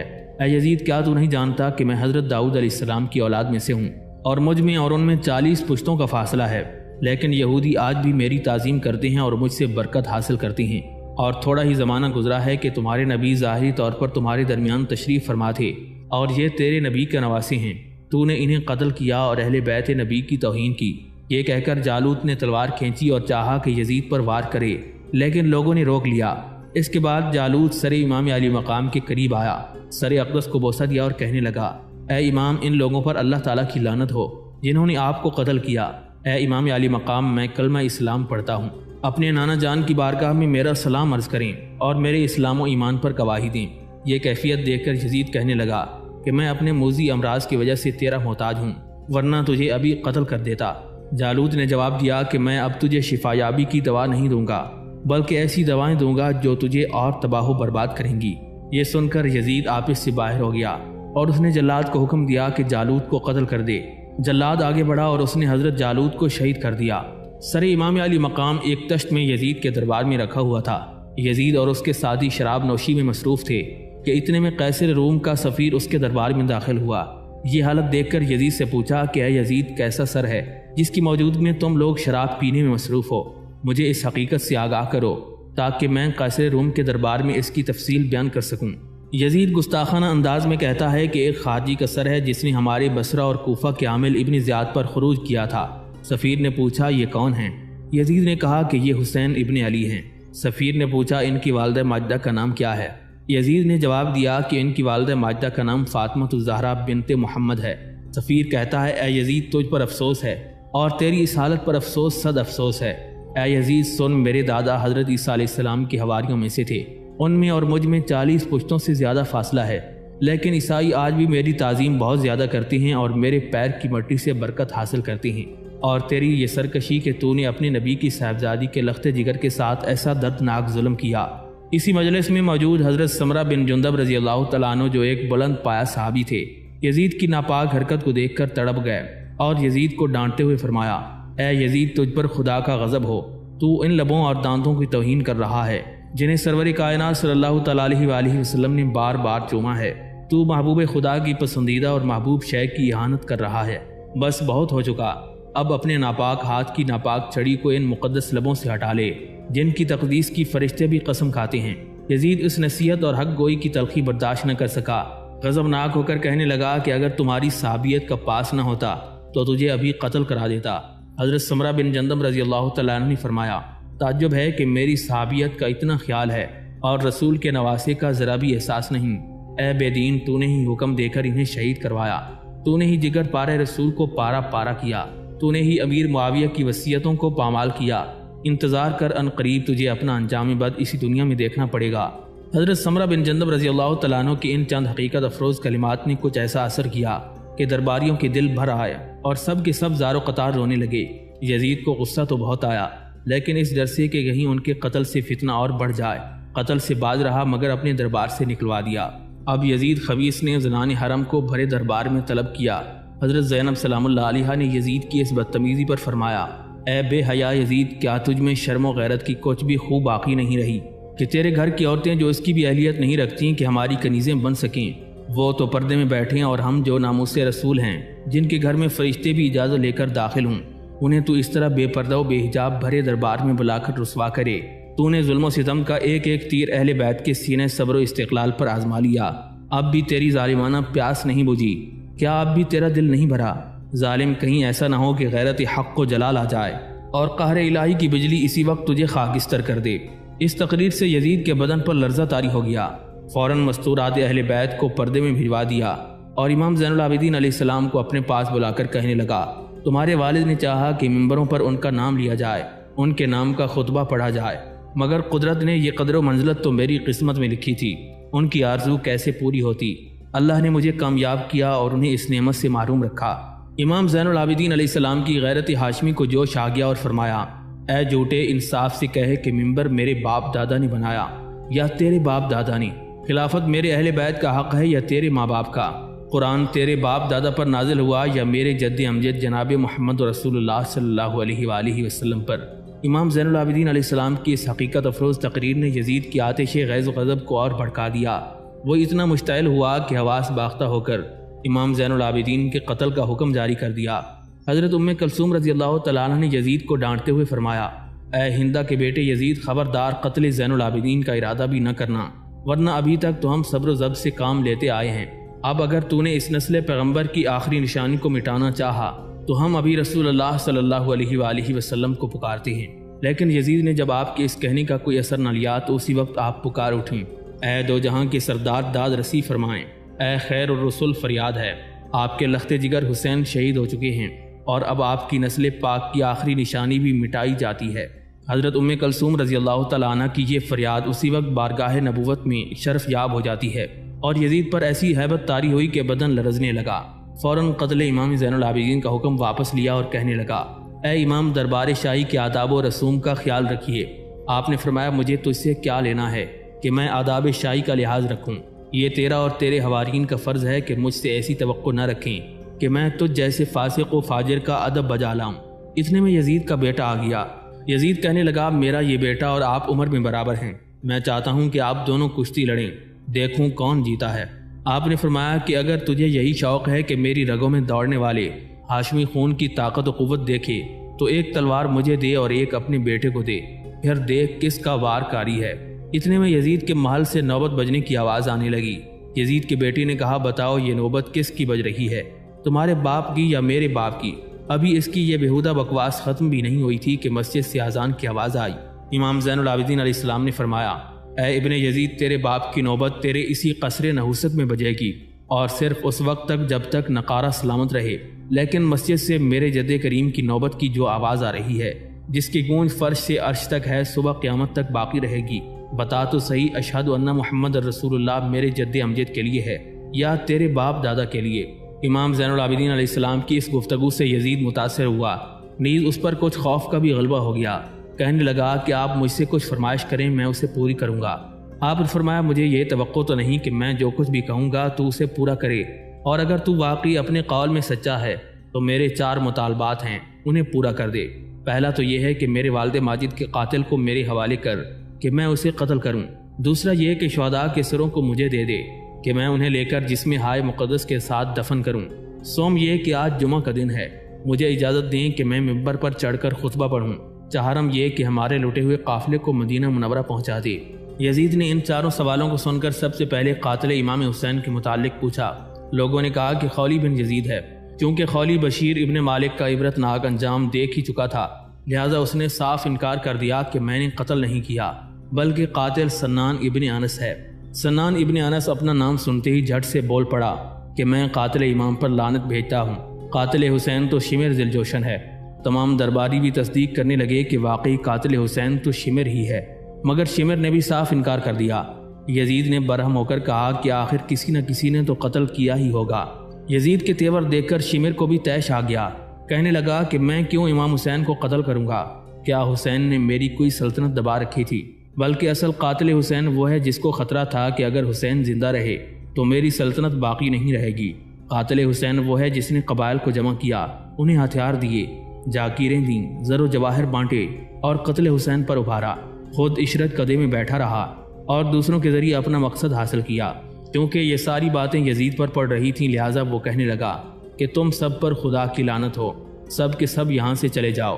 اس کے بعد امام زین العابدین علیہ السلام سے کہنے لگا کہ قاتل امام کا مطالبہ تو درگزر کیجیے، باقی آپ کے تمام مطالبات منظور ہیں۔ جس وقت یزید جامع مسجد پہنچا تو دیکھتا کیا ہے کہ شام کے تمام امراء اور رؤساء جمع ہیں۔ سوچنے لگا کہ کہیں ایسا نہ ہو کہ امام زین العابدین کے خطبہ پڑھنے سے میرا بنا بنایا کام بگڑ جائے۔ اس نے فوراً ایک خطیب کو اشارہ کیا کہ وہ ممبر پر چڑھ گیا اور خطبہ شروع کر دیا۔ خطبہ کیا تھا؟ جھوٹ کا جیتا جاگتا شاکار تھا، جس میں آل ابو سفیان کی بے جا تعریف اور آل ابی طالب کی تحقیر و تذلیل اور سبط پیغمبر کی برائیاں تھیں۔ امام زین العابدین کی غیرت ایمانی اس غلط بیانی کو برداشت نہ کر سکی۔ آپ کھڑے ہو گئے اور آگے بڑھ کر فرمایا، اے شامی، تو انتہائی جھوٹا اور فتنہ پرور خطیب ہے، ایک فاسق و فاجر سیاہکار بندے کی خوشنودی کے لیے اللہ تعالیٰ کی نافرمانی کر رہا ہے اور اپنے آپ کو عذاب الہی کا مستحق ٹھہراتا ہے۔ اے یزید، تو نے مجھ سے وعدہ کیا تھا کہ آج مجھے خطبہ پڑھنے کا موقع دے گا، پھر تیری یہ وعدہ خلافی کیسی؟ یزید کے دربار میں امام سجاد امام زین العابدین علیہ السلام نے یہ خطبہ ارشاد فرمایا، اے لوگو، میں تمہیں نصیحت کرتا ہوں کہ دنیا اور اس کی فریب کاریوں سے بچ جاؤ، کیونکہ یہ وہ جگہ ہے جو زوال پذیر ہے، اس کے لیے بقا نہیں ہے۔ اس نے گزشتہ قوموں کو فنا کر دیا ہے، حالانکہ تم سے زیادہ ان کے مال تھے، ان کی عمریں تم سے کہیں زیادہ لمبی تھیں، ان کے جسموں کو مٹی نے کھا لیا اور ان کے حالات پہلے کی طرح نہیں رہے۔ تو اب تم ان کے بعد دنیا و مافیہ سے کس بہتری کی امید رکھتے ہو؟ خبردار ہوشیار ہو جاؤ کہ اس دنیا سے لپٹے رہنا اور اسی میں مشغول ہو جانا بے فائدہ ہے۔ لہٰذا اپنی گزشتہ اور آئندہ کی زندگی پر غور کرو۔ نفسانی خواہشات سے فارغ ہونے اور عمر کی مدت ختم ہونے سے پہلے اس دنیا میں نیک کام کرو جن کا اچھا صلہ تمہیں آئندہ ملے گا۔ ان اونچے اونچے محلوں سے بہت جلد قبروں کی طرف بلائے جاؤ گے اور اچھے برے کاموں کے بارے میں تم سے حساب لیا جائے گا۔ اے لوگو، جو مجھے پہچانتا ہے وہ پہچانتا ہے، اور جو نہیں پہچانتا اس سے اپنا تعارف کرواتا ہوں۔ میرا نام علی ہے اور میں حسین ابن علی کا بیٹا ہوں۔ میں فاطمہ الزہرا سلام اللہ علیہا کا لخت جگر ہوں۔ میں ام المومنین خدیجہ الکبریٰ رضی اللہ تعالیٰ عنہ کا فرزند ارجمند ہوں۔ میں مکہ زادہ اور صفا مروہ کا اور میناک کا بچہ ہوں۔ میں اس ذات قدسی صفات کا بیٹا ہوں جس پر ملائکہ آسمان صلاۃ و سلام پڑھتے ہیں۔ میں اس کا بیٹا ہوں جو شفاعت کبریٰ کا مالک ہے۔ میں اس کا بیٹا ہوں جو قیامت میں حوض کوثر کا ساقی ہے۔ اے لوگو، خدا نے اچھی آزمائش کے ساتھ ہمارا امتحان لیا، ہمیں علم و ہدایت عطا فرمائی اور ہمارے مخالفین کو گمراہی کا جھنڈا پکڑا دیا۔ ہمیں جملہ عالمین پر بزرگی عطا فرمائی، ہمیں وہ دیا جو اہل عالمین میں سے کسی کو نہ دیا۔ ہمیں 5 چیزوں کے ساتھ مخصوص فرمایا جو مخلوقات میں کسی میں نہیں پائی جاتی، یعنی علم، شجاعت، سخاوت، محبت خدا اور محبت رسول۔ خالق کائنات نے ہمیں وہ عطا فرمایا جو مخلوقات میں کسی کو عطا نہیں فرمایا تھا۔ حضرت امام جعفر صادق علیہ السلام فرماتے ہیں کہ اس خطبے کا یہ اثر ہوا کہ لوگ چیخ چیخ کر رونے لگے، اور اس قدر ہی جان بڑھا کہ یزید نے گھبرا کر مؤذن کو اذان کہنے کا اشارہ کیا۔ مؤذن نے اذان کہنا شروع کر دی۔ جب مؤذن نے اللہ اکبر کہا تو امام زین العابدین نے جواب میں فرمایا، بے شک اللہ سب سے بڑا ہے۔ پھر جب مؤذن نے کہا اشہد ان محمد رسول اللہ تو امام زین العابدین علیہ السلام نے فرمایا، اے مؤذن، تجھے قسم ہے خداوند قدوس کی، ذرا چپ ہو جا۔ جب مؤذن خاموش ہو گیا تو آپ نے یزید سے فرمایا، اے یزید، سچ کہے کہ کیا محمد صلی اللہ علیہ وآلہ وسلم میرے نانا ہیں یا تیرے ہیں؟ اگر تو کہے کہ میرے ہیں تو تو نے سچ کہا، اور اگر تو کہے کہ تیرے ہیں تو تو جھوٹا ہے۔ یزید کہنے لگا، بے شک حضور علیہ الصلوۃ والسلام آپ کے نانا ہیں۔ امام زین العابدین علیہ السلام نے فرمایا، ظالم، جب تو یہ سب جانتا تھا تو نے اہل بیت اطہار کے نفوس قدسیہ کو کیوں شہید کیا؟ تم نے ان کے خاندان کی حرمت کیوں پامال کی؟ یہ سن کر یزید بالکل خاموش ہو گیا اور اہل مسجد چیخیں مار مار کر رونے لگے۔ عالم یہ ہو گیا کہ یزید کو اپنی جان کے لالے پڑ گئے۔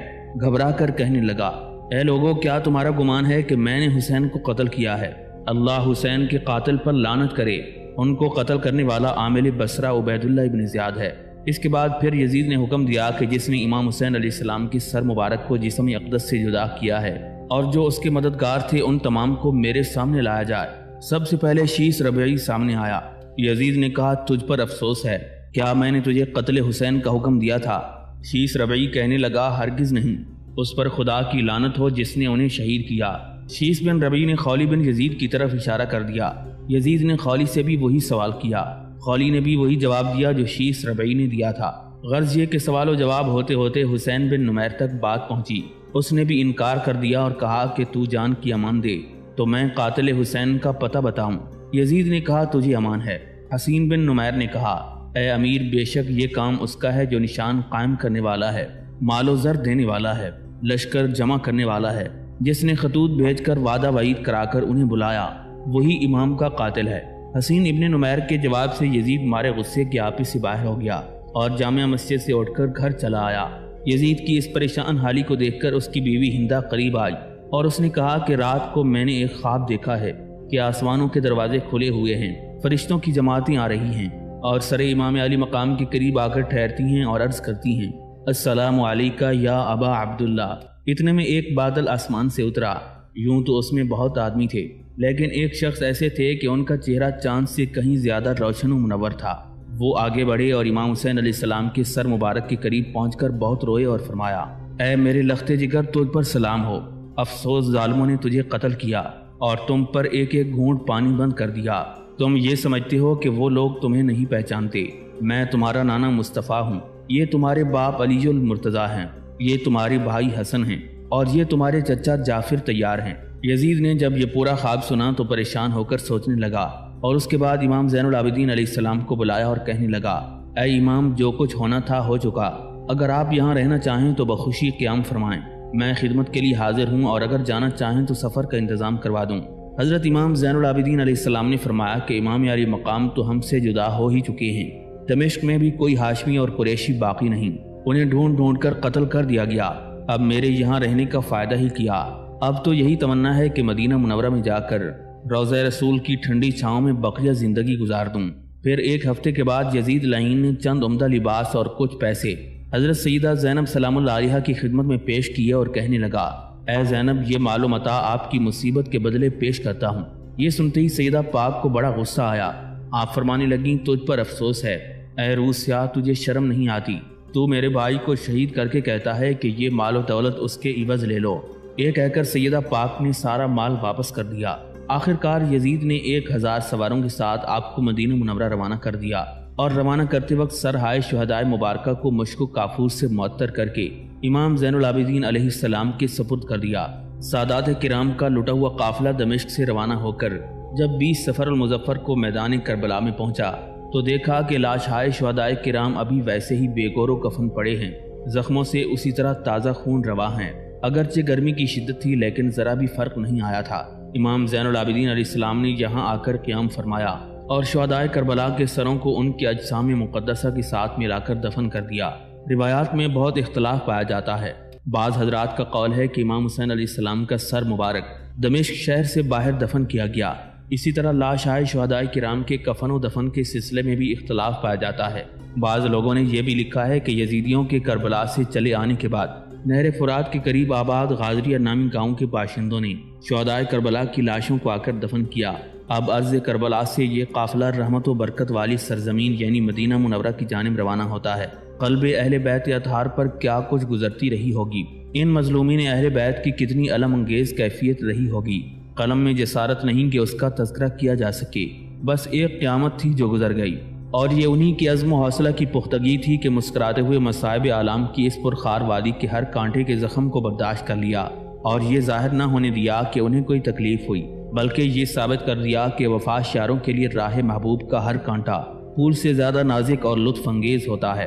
جس وقت اہل بیت اطہار کا قافلہ جوار مدینۃ الرسول میں پہنچتا ہے تو سب سے پہلے حضرت جابر بن عبداللہ رضی اللہ تعالیٰ عنہ نے اس قافلے کا خیر مقدم کیا۔ پھر جیسے خبر ہوتی گئی اہل مدینہ جماعت در جماعت حاضر ہوتے گئے۔ حضرت ام کلثوم رضی اللہ تعالیٰ عنہ کی یہ کیفیت تھی کہ زار و قطار رو رہی تھیں اور زبان پاک سے یہ عرض کرتی جاتی تھیں، اے نانا جان، ہم آپ کے دیار پاک میں حسرت بھرے دلوں سے لوٹ آئے ہیں۔ گئے تھے تو سایہ پدری ہمارے سروں پر تھا اور ماؤں کی گودیں اولادوں سے بھری ہوئی تھیں، لیکن آج ہم اس عالم میں لوٹے ہیں کہ باپ کا سایہ ہم سے جدا ہو چکا ہے۔ یتیمی کی کڑی دھوپ ہمارے سروں پر تپ رہی ہے، ماؤں کی گودیں ویران ہیں۔ گئے تھے تو مسرت و شادمانی قدموں سے لپٹی ہوئی تھی، اور آئے ہیں تو غم و علم وابستہ دامن ہیں۔ یہاں تھے تو صبر و سکون کی دولت سے مالا مال تھے، اور آج لوٹے ہیں تو پریشانیاں دامن کشاں ہیں۔ جانے کے وقت سیدنا امام حسین علیہ السلام ہمارے مونس و غم گسار تھے، اور آج ہمارے غم گسار ہم سے جدا ہو چکے ہیں۔ ہماری آنکھیں اشک بار ہیں۔ ہمیں یقین ہے کہ ہر حال میں باری تعالیٰ ہمارا کفیل ہے، اور ہم صبر و رضا پر ہر حال میں قائم ہیں۔ ہمارا دل، ہماری آنکھیں اگر رو رہی ہیں تو صرف اور صرف فراق حسین میں۔ ہم آپ کی چہیتی اور لاڈلی بیٹیاں ہیں، لیکن اے محبوب خدا، آج ہم پر یہ ظلم ہوا کہ ہم اونٹوں پر بے حجاب و بے پردہ سوار ہیں۔ امام زین العابدین علیہ السلام سالار قافلہ کی حیثیت سے آگے آگے چل رہی تھی۔ جس وقت پہاڑیوں کے درمیان سے گنبد خضرا کی نورانی تجلیاں نظر آئیں تو بے ساختہ زبان پاک پر درود شریف کے مبارک کلمات جاری ہو گئے۔ زخمی دل کی ایک ایک چوٹ ابھر آئی۔ امام زین العابدین علیہ السلام کا وہ قلب مبارک جو کربلا سے لے کر کوفہ اور کوفہ سے شام تک پیش آنے والے ایک ایک مصائب و آلام کا سنگین چٹان بن کر مقابلہ کرتا رہا، گنبد خضرا نظر آتے ہی اسے یارائے صبر نہ رہا۔ آنکھیں بلک پڑیں اور بے ساختہ پکارے، اے رحمت للعالمین، اے بے کسوں کے فریاد رس، اے بے سہاروں کے سہارے، آج میں آپ کے جگر گوشے سیدنا امام حسین علیہ السلام کو دشت بے کسی میں سلا کر دائمی فرقت و جدائی کا غم لے کر حاضر دربار ہوا ہوں۔ مدینہ کا ایک ایک گلی کوچہ ماتم کدہ بنا ہوا ہے۔ اہل مدینہ چیخ چیخ کر رو رہے ہیں۔ حضرت محمد بن حنفیہ رضی اللہ تعالیٰ عنہ بیمار تھے۔ حقیقت کا علم ہوتے ہی بے قرار ہو کر باہر نکل آتے ہیں۔ کمزوری حد سے زیادہ تھی، چند قدم چلتے پھر بیٹھ جاتے۔ اہل بیت کی مظلومیت کو دیکھ کر زار و قطار رونے لگے۔ شدت غم نے انہیں بے ہوش کر دیا۔ جب ہوش آیا تو فرمانے لگے، افسوس میں یہاں رہا اور میرے بھائی حسین میدان کربلا میں مصائب و آلام سے دوچار رہے، لیکن مجھے خبر تک نہ ہوئی۔ کاش میں بھی وہیں ہوتا اور ان کے جھنڈے تلے اپنا سر کٹا کر محبت اہل بیت کا تمغہ حاصل کر لیتا۔ امام زین العابدین روضہ رسول کے قریب آیا اور دست بستہ کھڑے ہو کر عرض کرنے لگے، اے نانا جان، دین کے دشمن ہم پر حکمرانی کر رہے ہیں اور اللہ کی قسم انہوں نے ہم سے متعلق اپنا ہر مقصد حاصل کر لیا ہے۔ اے نانا جان، دشمنوں نے ہمارے والد ماجد کو بڑی توہین و تحقیر کے ساتھ قتل کیا ہے اور آپ کے جگر گوشے میرے والد ماجد امام حسین علیہ السلام شدت کی بھوک اور پیاس کے عالم میں شہید ہوئے۔ دشمنوں نے ان کا سر مبارک کاٹ کر نیزوں پر بلند کیا، لیکن وہ مبارک سر نیزوں پر ایسا چمکتا تھا جیسے آسمان کی بلندیوں میں چودھویں کا چاند چمکتا ہے۔ دشمنوں نے ہم پر مظالم کے پہاڑ توڑے، ہمارے مال و اسباب کو چھین لیا اور ہمارے خیموں کو لوٹ لیا۔ ہمارا کوئی معاون و مددگار نہیں تھا۔ انہوں نے ہماری ہجو اور توہین کرنے کے لیے اونٹوں کی ننگی پیٹھوں پر سوار کر کے شہروں کے مشرق و مغرب میں گھمایا، دمشق میں لا کر یزید کے سامنے کھڑا کر دیا۔ یزید نے کہا، میں نے تم سے اپنا مقصد حاصل کر لیا اور تمہارے والد ماجد کے قتل سے مجھے خوشی ہوئی۔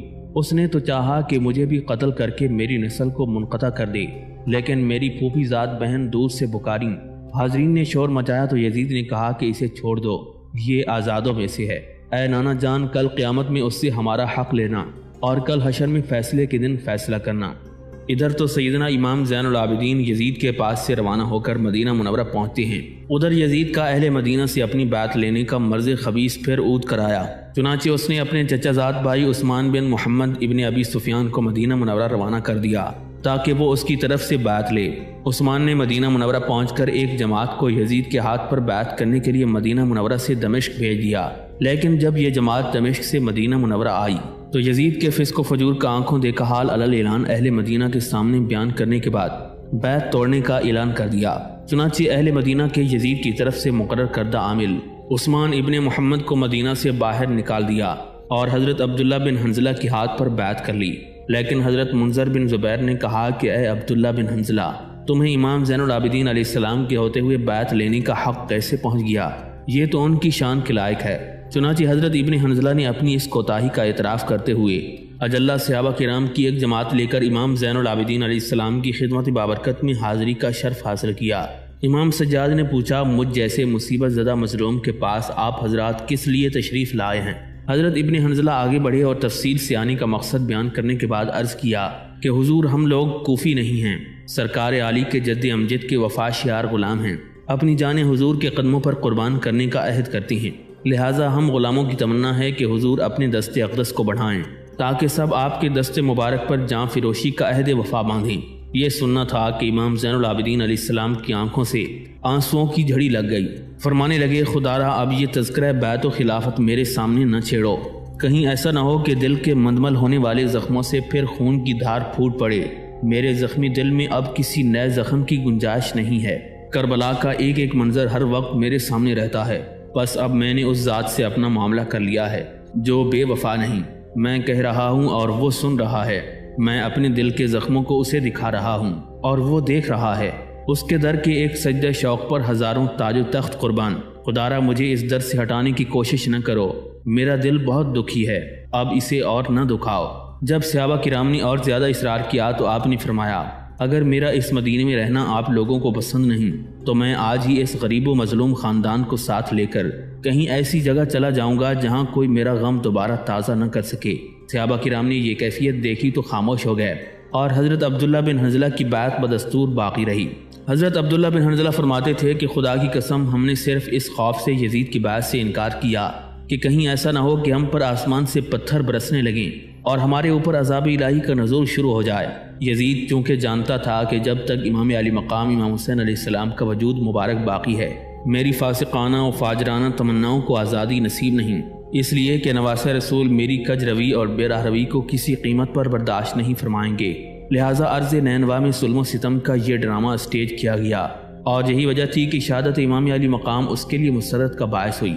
حضرت امام حسین علیہ السلام کا اس دار فانی سے کوچ کرنا تھا کہ یزید کھل کھیلا، زنا، لواطت، حرام کاری، بھائی بہن کا بیاہ، سود و شراب وغیرہ بال اعلان رواج پا گئے۔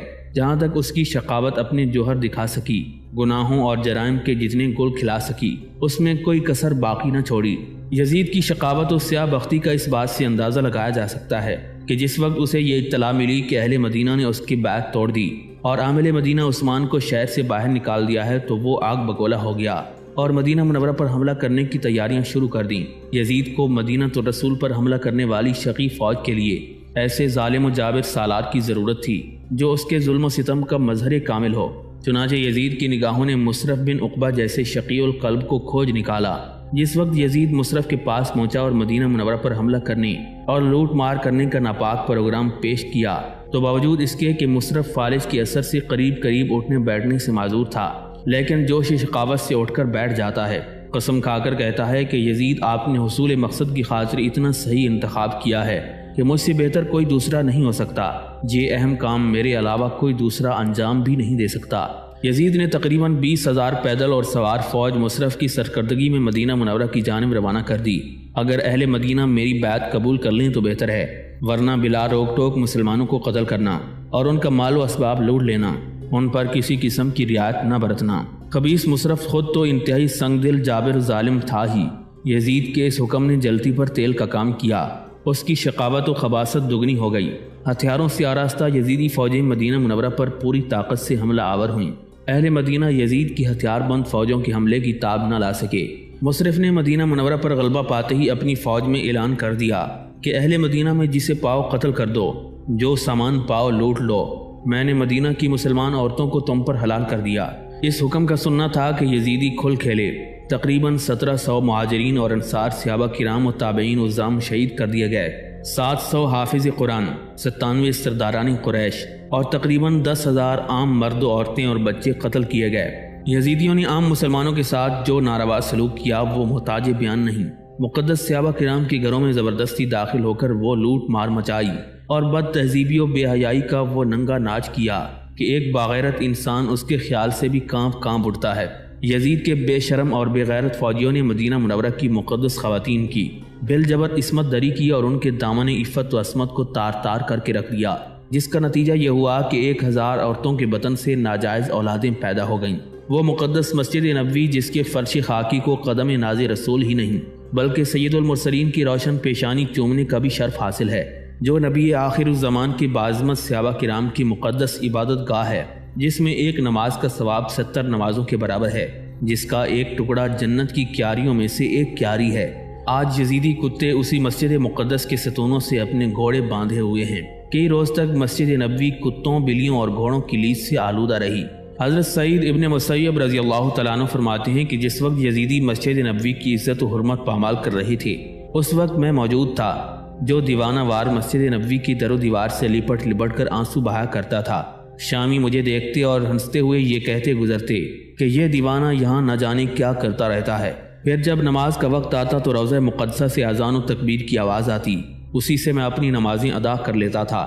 یزیدیوں کی کمینہ پن کی مثال شاید ہی مل سکے کہ جب وہ لوٹتے کھسوٹتے حضرت سیدنا ابو سعید خدری رضی اللہ تعالیٰ عنہ کے مکان میں پہنچے اور ان بعظمت جلیل القدر صحابی کے ہاں کچھ نہ پایا تو انہوں نے آپ کی داڑھی کے بال نوچ لیے اور انہی بالوں کو لے کر چلے گئے۔ شہر مدینہ اور اہل مدینہ پر مصرف کے مظالم کی اجمالی داستان آپ نے سن لی۔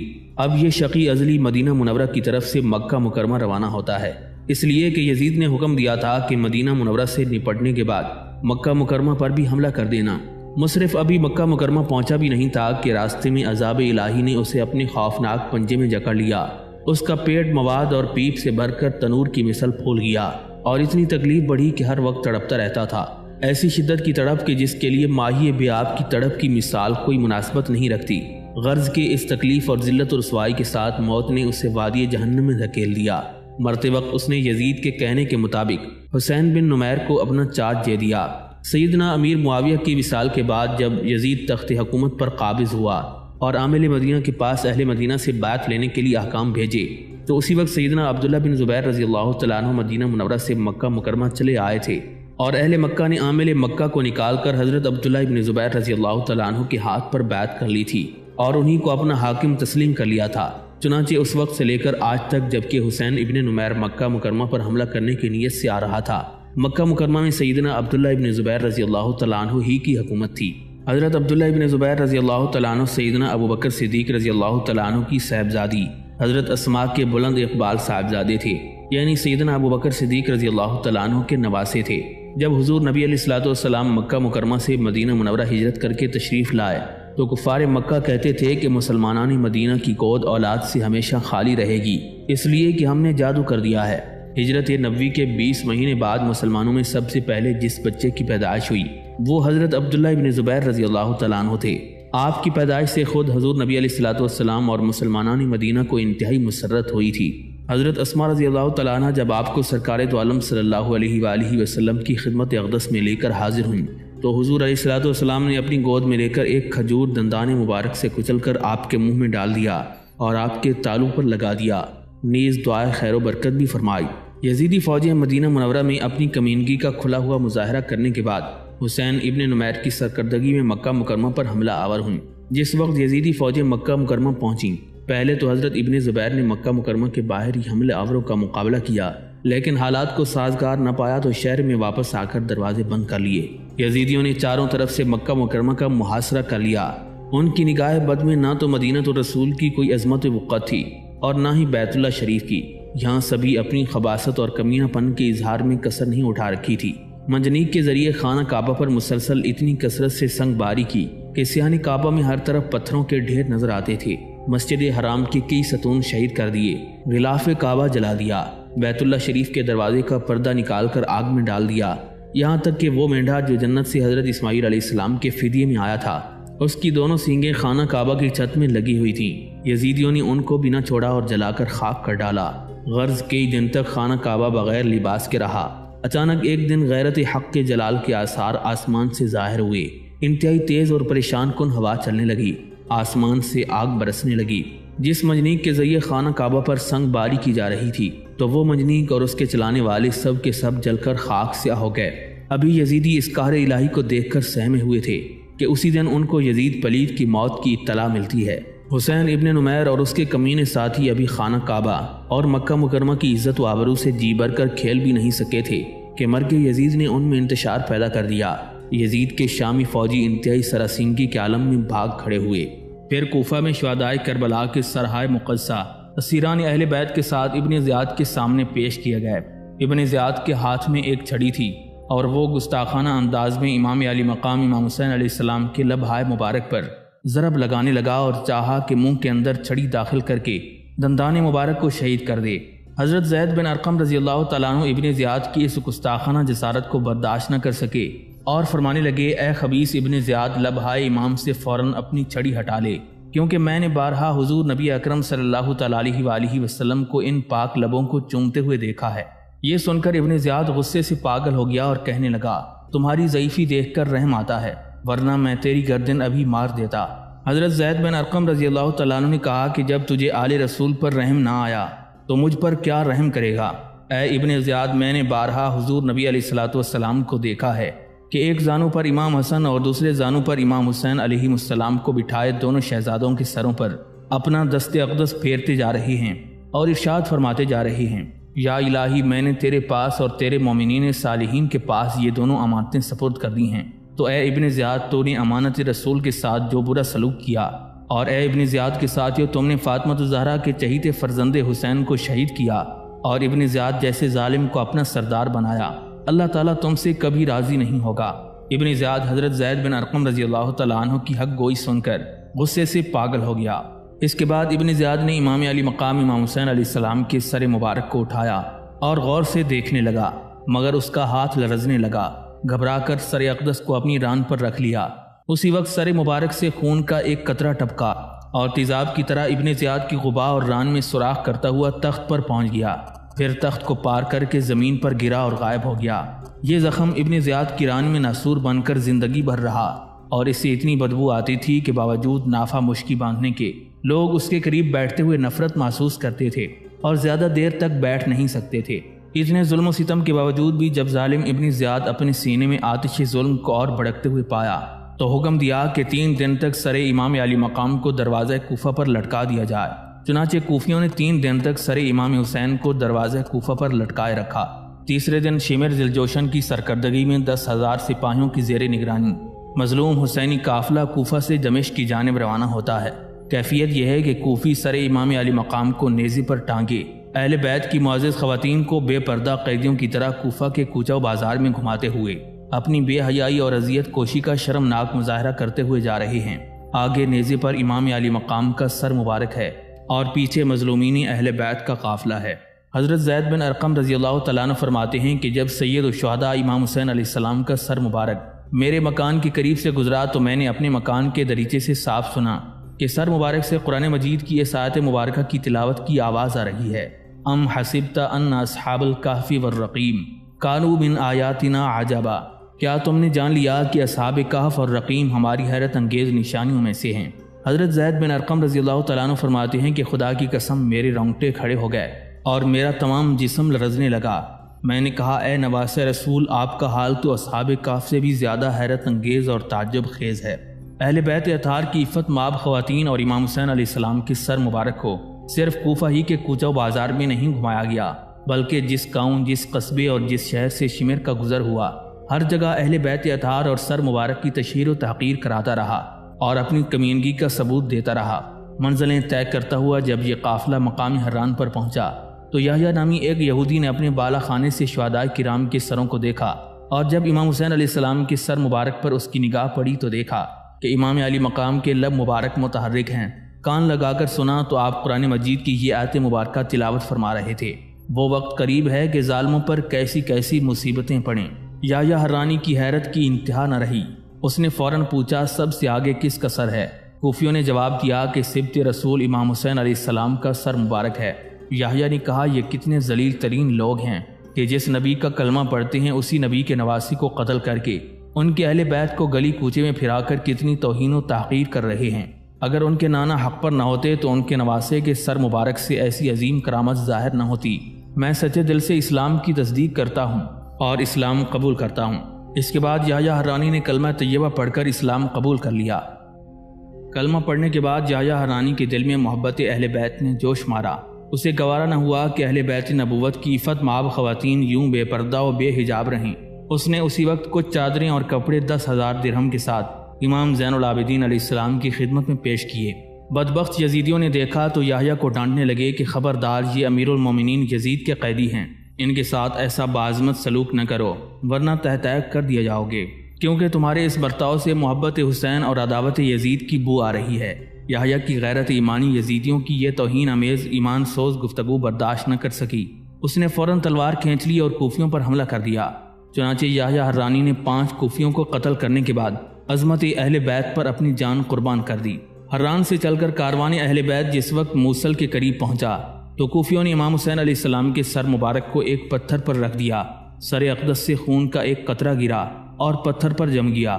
یوں تو ہمیشہ وہ خشک رہا کرتا تھا، لیکن محرم کے دنوں میں تازہ خون بن جاتا تھا۔ اس وقت سے لے کر عبد الملک بن مروان کے زمانے تک امام حسین علیہ السلام کی یہ کرامت برابر ظاہر ہوتی رہی۔ اگرچہ اب وہ قطرہ خون موجود نہیں اور کہیں پوشیدہ کر دیا گیا ہے، لیکن مشہد نقطہ کے نام سے وہاں پر جو گنبد بنایا گیا ہے وہ آج بھی زیارت گاہ خلائق ہے۔ پھر جب یہ قافلہ شہر نصیبین میں پہنچا تو وہاں کے حاکم منصور بن الیاس نے یزید کی چاپلوسی اور خوشامدی میں شہر کو سجایا اور قلعے سے باہر جا کر شمر کا استقبال کیا۔ اس نے چاہا کہ شمر اور اس کے سپاہیوں کو لا کر شہر میں ٹھہرائے، لیکن غیرت حق کو جلالا گیا۔ یہ بات گوارا نہ ہوئی کہ دشمنان اہل بیت کو سکون و اطمینان یا اعزاز و وقار نصیب ہو۔ ابھی شہداء کرام کے سرحۂ مبارکہ دروازہ شہر پر ہی تھے کہ اس بد نصیب شہر پر قہر الہی کی زبردست بجلی گری، جس نے آدھے سے زیادہ شہر کو جلا کر راکھ کر دیا۔ شمر حواس باختہ ہو کر یہاں سے بھی چل پڑا اور حلب کے علاقے میں پہاڑ پر مامورہ نامی ایک گاؤں آباد تھا، وہیں پہاڑ کے دامن میں قیام کیا۔ شہر مامورہ کے رئیس عزیز نے قافلے قیامت کی خبر پائی لیکن کوئی توجہ نہ کی۔ رات کو جب سویا تو خواب میں دیکھتا کیا ہے کہ حضرت موسیٰ علیہ السلام اور حضرت ہارون علیہ السلام تشریف فرما ہیں اور زار و قطار رو رہے ہیں۔ اس نے مؤدبانہ عرض کیا کہ اے اللہ کی کلیم، اس اشک باری کا کیا سبب ہے؟ حضرت موسیٰ علیہ السلام نے فرمایا، اے عزیز پیغمبر، آخر الزمان کے لخت جگر جناب امام حسین علیہ السلام کو یزیدیوں نے میدان کربلا میں شہید کر دیا ہے۔ اس دامن کوہ میں وہی مظلوم حسینی قافلہ ٹھہرا ہوا ہے۔ اس قافلے کے ساتھ امام حسین علیہ السلام کا سر مبارک اور ان کی رفاقت میں شہید ہونے والے دوسرے شہداء کے سر مبارک ہیں۔ تو جا اور نواسہ رسول کو ہمارا سلام کہہ، اس کے بدلے تجھے امام علی مقام کی نیک اور صالح کنیز شیریں سے نکاح کا شرف حاصل ہوگا۔ رئیس شہر مامورہ عزیز یہودی کے مہمان ہوتے ہی باشندگان شہر مامورہ بھی مسلمان ہو گئے۔ پورا شہر مامورہ اسلام کی روشنی سے جگمگا اٹھا۔ امام زین العابدین علیہ السلام نے فرمایا، اے عزیز، تم نے ہمارے اہل بیت کے ساتھ احسان کیا ہے، لہذا اس کے بدلے ہم نواسہ رسول کی آزاد کردہ کنیز شیریں سے تمہارا نکاح کر دیتے ہیں۔ چنانچہ اسی وقت اسی مجلس میں شیریں اور عزیز کا نکاح کروایا گیا۔ شہر معمورہ سے کوچ کرنے کے بعد شمر نے حکم دیا کہ دن میں تو شہداء کرام کے سروں کو نیزوں پر رکھا جائے، لیکن رات کے وقت انہیں صندوقوں میں رکھ کر تالے لگا دیے جائیں اور 50 محافظین رات بھر پہرا دیتے رہیں۔ انہی محافظین میں سے ابو الخنوق نامی ایک شخص نے بیان کیا کہ ایک دن ہم لوگ جنگل میں ٹھہرے ہوئے تھے، رات کافی گزر چکی تھی، ہمارے ساتھ پہرا دینے والے تمام لوگ سو چکے تھے، لیکن میں تنہا جاگ رہا تھا۔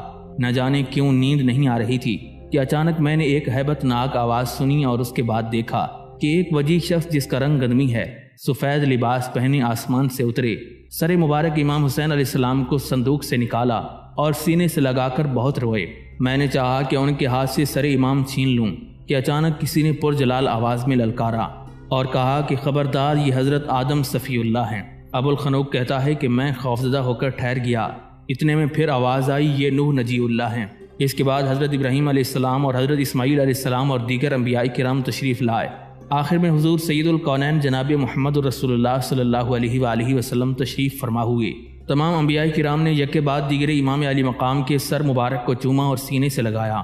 اس کے بعد ایک نورانی کرسی بچھائی گئی جس پر سرکار دو عالم صلی اللہ تعالیٰ علیہ وآلہ وسلم تشریف فرما ہوئے اور تمام انبیاء کرام گروہ کی شکل میں ان کے پاس کھڑے ہو گئے۔ اب ایک فرشتہ آیا جس کے ایک ہاتھ میں تلوار اور گرز آتشی تھا، اس نے بڑھ کر میرا ہاتھ پکڑا۔ میں نے فریاد کی، یا رسول اللہ صلی اللہ علیہ وسلم، میں تو سرکار کے غلاموں میں سے ہوں، یہ لوگ جبراً مجھے پکڑ لائے ہیں۔ لیکن یہ کہتے کہتے اس فرشتے نے مجھے ایک تمانچہ مار ہی دیا۔ پھر حضور علیہ الصلوۃ والسلام نے فرمایا کہ اب اسے چھوڑ دو، لیکن میں مارے ہیبت کے بے ہوش ہو گیا۔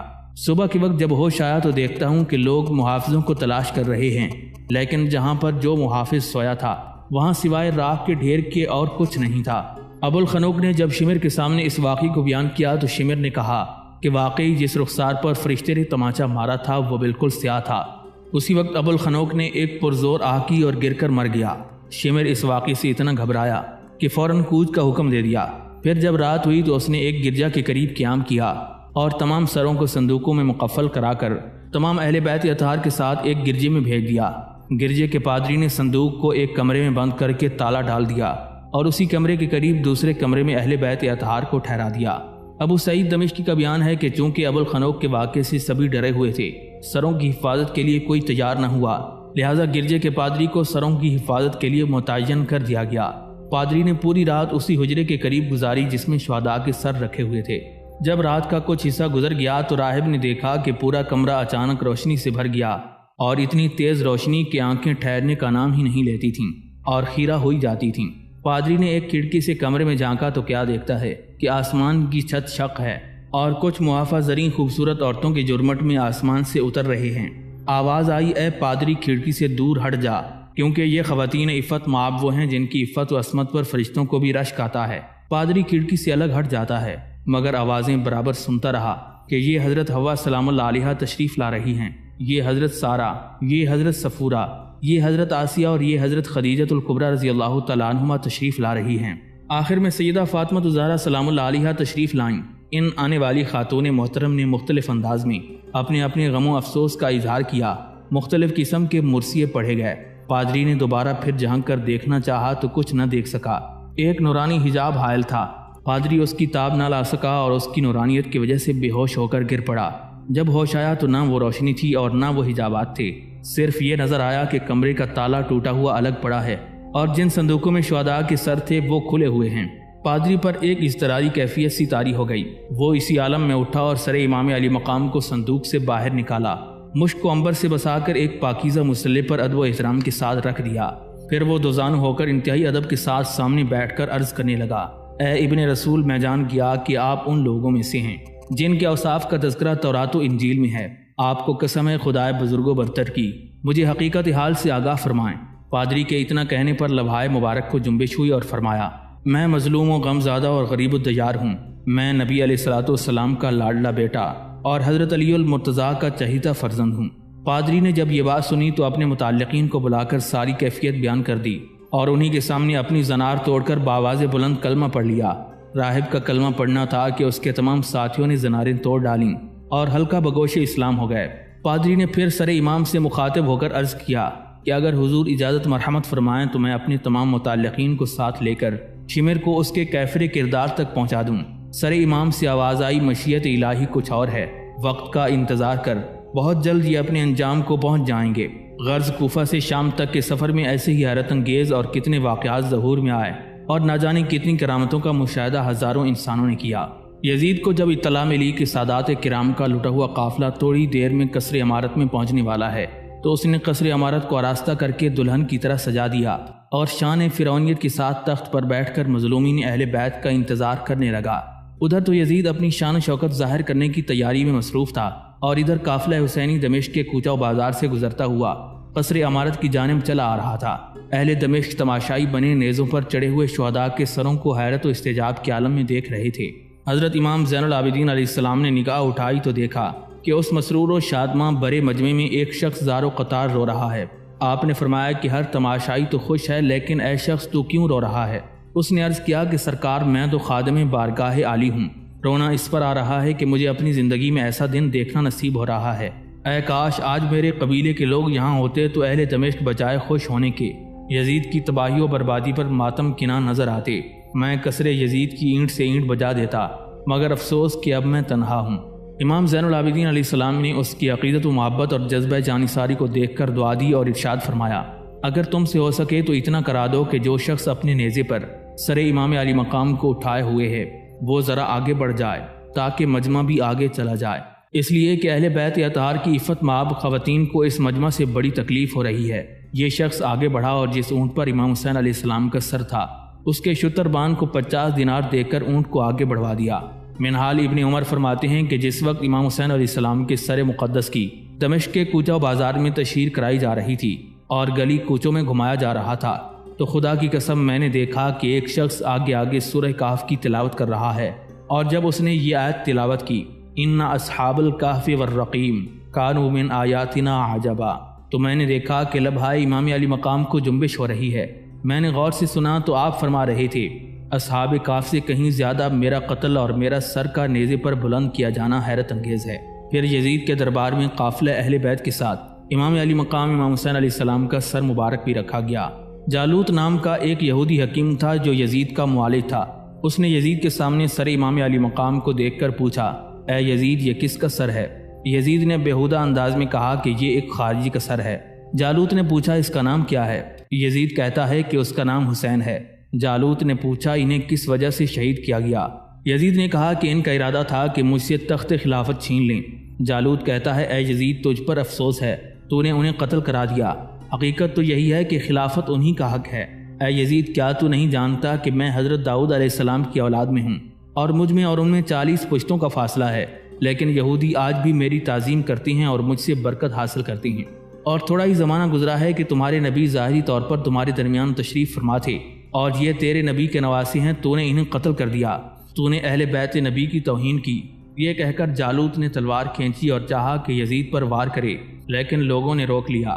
اس کے بعد جالوت سر امام علی مقام کے قریب آیا، سر اقدس کو بوسہ دیا اور کہنے لگا، اے امام ان لوگوں پر اللہ تعالیٰ کی لعنت ہو جنہوں نے آپ کو قتل کیا۔ اے امام علی مقام میں کلمہ شریف پڑھ کر اسلام قبول کرتا ہوں، اپنے نانا جان کی بارگاہ میں میرا سلام عرض کریں اور میرے اسلام و ایمان پر گواہی دیں۔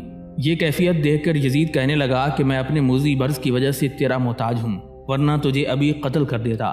جالوت نے جواب دیا کہ میں تجھے اب شفایابی کی دوا نہیں دوں گا، بلکہ ایسی دوائیں دوں گا جو تجھے اور تباہ و برباد کر دیں۔ یہ سن کر یزید آپے سے باہر ہو گیا اور اس نے جلاد کو حکم دیا کہ جالوت کو قتل کر دے۔ جلاد آگے بڑھا اور حضرت جالوت کو شہید کر دیا۔ امام علی مقام امام حسین علیہ السلام کا سر مبارک یزید کے سامنے ایک تشت میں رکھا ہوا تھا۔ یزید اور اس کے ساتھی شراب نوشی میں مصروف تھے کہ اتنے میں قیصر روم کا سفیر اس کے دربار میں داخل ہوا۔ یہ حالت دیکھ کر اس نے یزید سے پوچھا، اے یزید یہ کیسا سر ہے جس کی موجودگی میں تم لوگ شراب پینے میں مصروف ہو؟ مجھے اس حقیقت حال سے آگاہ کرو تاکہ میں قیصر روم کے دربار میں اس کی تفصیل بیان کر سکوں۔ یزید نے گستاخانہ انداز میں کہا، یہ ایک خارجی کا سر ہے جس نے ہمارے بصرہ اور کوفہ کے عامل ابن زیاد پر خروج کیا تھا۔ سفیر نے پوچھا، یہ کون ہیں؟ یزید نے کہا، یہ حسین ابن علی ہیں۔ سفیر نے پوچھا، ان کی والدہ ماجدہ کا نام کیا ہے؟ یزید کہتا ہے کہ ان کی والدہ ماجدہ کا نام فاطمہ الزہرا بنت محمد صلی اللہ علیہ وآلہ وسلم ہے۔ سفیر کہتا ہے، اے یزید تجھ پر افسوس ہے اور تیری اس حالت پر بھی افسوس ہے۔ اے یزید سن، میرے دادا حضرت عیسیٰ علیہ السلام کے حواریوں میں سے تھے، ان میں اور مجھ میں 40 پشتوں سے زیادہ فاصلہ ہے، لیکن عیسائی آج بھی میری تعظیم بہت زیادہ کرتے ہیں اور میرے پیر کی مٹی سے برکت حاصل کرتے ہیں۔ اور تیری سرکشی یہ کہ تو نے اپنے نبی کی صاحبزادی کے لخت جگر کے ساتھ ایسا دردناک ظلم کیا۔ سفیر کیسر روم کی یہ حقیقت افروز گفتگو سن کر یزید بالکل آپے سے باہر ہو گیا اور جلاد سے کہا کہ سفیر کو قتل کر دے۔ یہ سن کر سفیر نے کہا، اے یزید کیا واقعی تو مجھے قتل کر دے گا؟ یزید نے کہا، میں یقیناً تجھے قتل کر دوں گا۔ سفیر نے کہا کہ اے یزید اتنی بات اور سن لے کہ مجھے اپنے اس قتل ہونے پر بے حد خوشی ہے، کیونکہ رات خواب میں اللہ کے پیارے حبیب صلی اللہ علیہ وآلہ وسلم نے مجھے اپنے دیدار سے مشرف فرمایا اور میرے لیے جنت کی ضمانت لی ہے۔ یہ کہہ کر سفیر نے بلند آواز سے کلمہ شہادت پڑھا اور آگے بڑھ کر سر پاک امام علی مقام کو سینے سے لگا لیا اور بوسہ دیا کہ اتنے میں جلاد نے آگے بڑھ کر اس سفیر کو شہید کر دیا۔ اسی مجلس میں موجود حضرت سمرہ بن جندب رضی اللہ تعالیٰ عنہ موجود تھے، جو کہ صحابی تھے۔ یزید کی اس ناپاک حرکت کو دیکھ کر تڑپ گئے اور یزید کو ڈانٹتے ہوئے فرمایا، اے یزید تجھ پر خدا کا غضب ہو، تو ان لبوں اور دانتوں کی توہین کر رہا ہے، تو محبوب خدا کی پسندیدہ اور محبوب شے کی اہانت کر رہا ہے۔ بس بہت ہو چکا، اب اپنے ناپاک ہاتھ کی ناپاک چھڑی کو ان مقدس لبوں سے ہٹا لے جن کی تقدیس کے فرشتے بھی قسم کھاتے ہیں۔ خدا قہار و جبار تجھ شقی کو اور تیرے ان ظالم ہاتھوں کو فنا کر دے۔ ناظرین، امام علی مقام امام حسین علیہ السلام کے سر انور کے مدفن کے بارے میں اختلاف پایا جاتا ہے۔ طبقات ابن سعد میں ہے کہ امام علی مقام امام حسین علیہ السلام کے سر مبارک کو جنت البقیع شریف میں حضرت سیدہ فاطمہ الزہرا سلام اللہ علیہا کے پہلو میں دفن کیا گیا۔ بعض حضرات کا کہنا ہے کہ کربلا میں سر انور کو جسد مبارک سے ملا کر دفن کیا گیا۔ بعض کہتے ہیں کہ یزید نے حکم دیا کہ امام حسین علیہ السلام کے سر انور کو شہروں میں پھراؤ۔ پھرانے والے جب اسقلان پہنچے تو وہاں کے امیر نے ان سے لے کر دفن کر دیا۔ بعض تاریخ دان کہتے ہیں کہ جب اسقلان پر فرنگیوں کا غلبہ ہوا تو طلحہ بن رزیق نامی ایک آدمی نے 30,000 دینار دے کر فرنگیوں سے سر انور لینے کی اجازت حاصل کی اور فوج اور اپنے خدام سمیت ننگے پاؤں وہاں سے 8 جمادی الاخر 548 ہجری بروز اتوار مصر میں لایا۔ اس وقت بھی سر انور کا خون تازہ تھا اور اس سے مشک کی خوشبو آ رہی تھی۔ پھر اس نے ہرے رنگ کے ریشم کی تھیلی میں آبنوسی کرسی پر رکھ کر اس کے ہم وزن مشک و عنبر اور خوشبو اس کے نیچے اور ارد گرد رکھوا کر اس پر مشہد حسینی بنوا دیا، جو قاہرہ مصر میں خان خلیلی کے قریب مشہور ہے۔ البتہ یہ جو کہا گیا ہے کہ سر امام علی مقام اسقلان یا قاہرہ میں دفن ہے، تو علامہ قرطبی وغیرہ نے اس کا انکار کیا ہے۔ حضرت سیدنا شیخ ابو الفتاح بن ابو بکر بن احمد شافعی خلوتی رحمۃ اللہ علیہ اپنے رسالے نور العین میں نقل فرماتے ہیں کہ شیخ الاسلام شمس الدین لقانی رحمۃ اللہ علیہ، جو کہ اپنے وقت کے شیوخ مالکیہ تھے، ہمیشہ مصر قاہرہ میں خان خلیلی کے قریب مشہد مبارک میں سر انور کی زیارت کو حاضر ہوتے اور فرماتے کہ امام علی مقام کا سر مبارک اسی مقام پر دفن ہے۔ حضرت سیدنا امام عبد الوہاب شارانی رحمۃ اللہ علیہ بیان فرماتے ہیں کہ ایک بار میں اور شیخ شہاب الدین حنفی نے مشہد حسینی کی زیارت کی۔ انہیں شک ہو رہا تھا کہ سر امام علی مقام اس مقام پر ہے یا نہیں۔ اچانک مجھے نیند آ گئی۔ میں نے خواب میں دیکھا کہ ایک شخص نقیب کی صورت میں سر مبارک کے پاس سے نکلا اور حضور نبی اکرم صلی اللہ تعالیٰ علیہ وآلہ وسلم کے حجرہ مبارکہ میں حاضر ہوا اور عرض کرنے لگا، یا رسول اللہ صلی اللہ علیہ وسلم، احمد بن حلبی اور عبد الوہاب نے آپ کے شہزادے امام حسین علیہ السلام کے سر مبارک کے مدفن کی زیارت کی ہے۔ حضور نبی علیہ الصلوۃ والسلام نے ارشاد فرمایا، اے اللہ ان دونوں کی زیارت کو قبول فرما اور دونوں کو بخش دے۔ اس دن سے حضرت شیخ شہاب الدین حنفی نے مرتے دم تک سر مکرم کے مدفن کی زیارت نہ چھوڑی اور فرمایا کرتے تھے کہ مجھے یقین ہو گیا کہ امام علی مقام کا سر مبارک قاہرہ مصر میں خان خلیلی کے قریب تشریف فرما ہے۔ حضرت سیدنا شیخ ابو الحسن تمار رحمۃ اللہ علیہ سر انور کی زیارت کے لیے جب مشہد مبارک کے پاس حاضر ہوتے تو عرض کرتے السلام علیکم، پھر اس کا جواب سنتے وعلیکم السلام یا ابا الحسن۔ ایک دن سلام کا جواب نہ پایا تو حیران ہوئے اور زیارت کر کے واپس آ گئے۔ دوسرے روز پھر حاضر ہو کر سلام کیا تو جواب پایا۔ عرض کرنے لگے، یا سیدی کل جواب سے مشرف نہ ہوا، کیا وجہ تھی؟ آواز آئی، اے ابو الحسن کل اس وقت میں اپنے نانا جان سے باتوں میں مشغول تھا۔ شیخ کریم الدین خلوتی رحمۃ اللہ علیہ فرماتے ہیں کہ میں نے رسول اللہ صلی اللہ علیہ وآلہ وسلم کی اجازت سے اس مقام کی زیارت کی ہے۔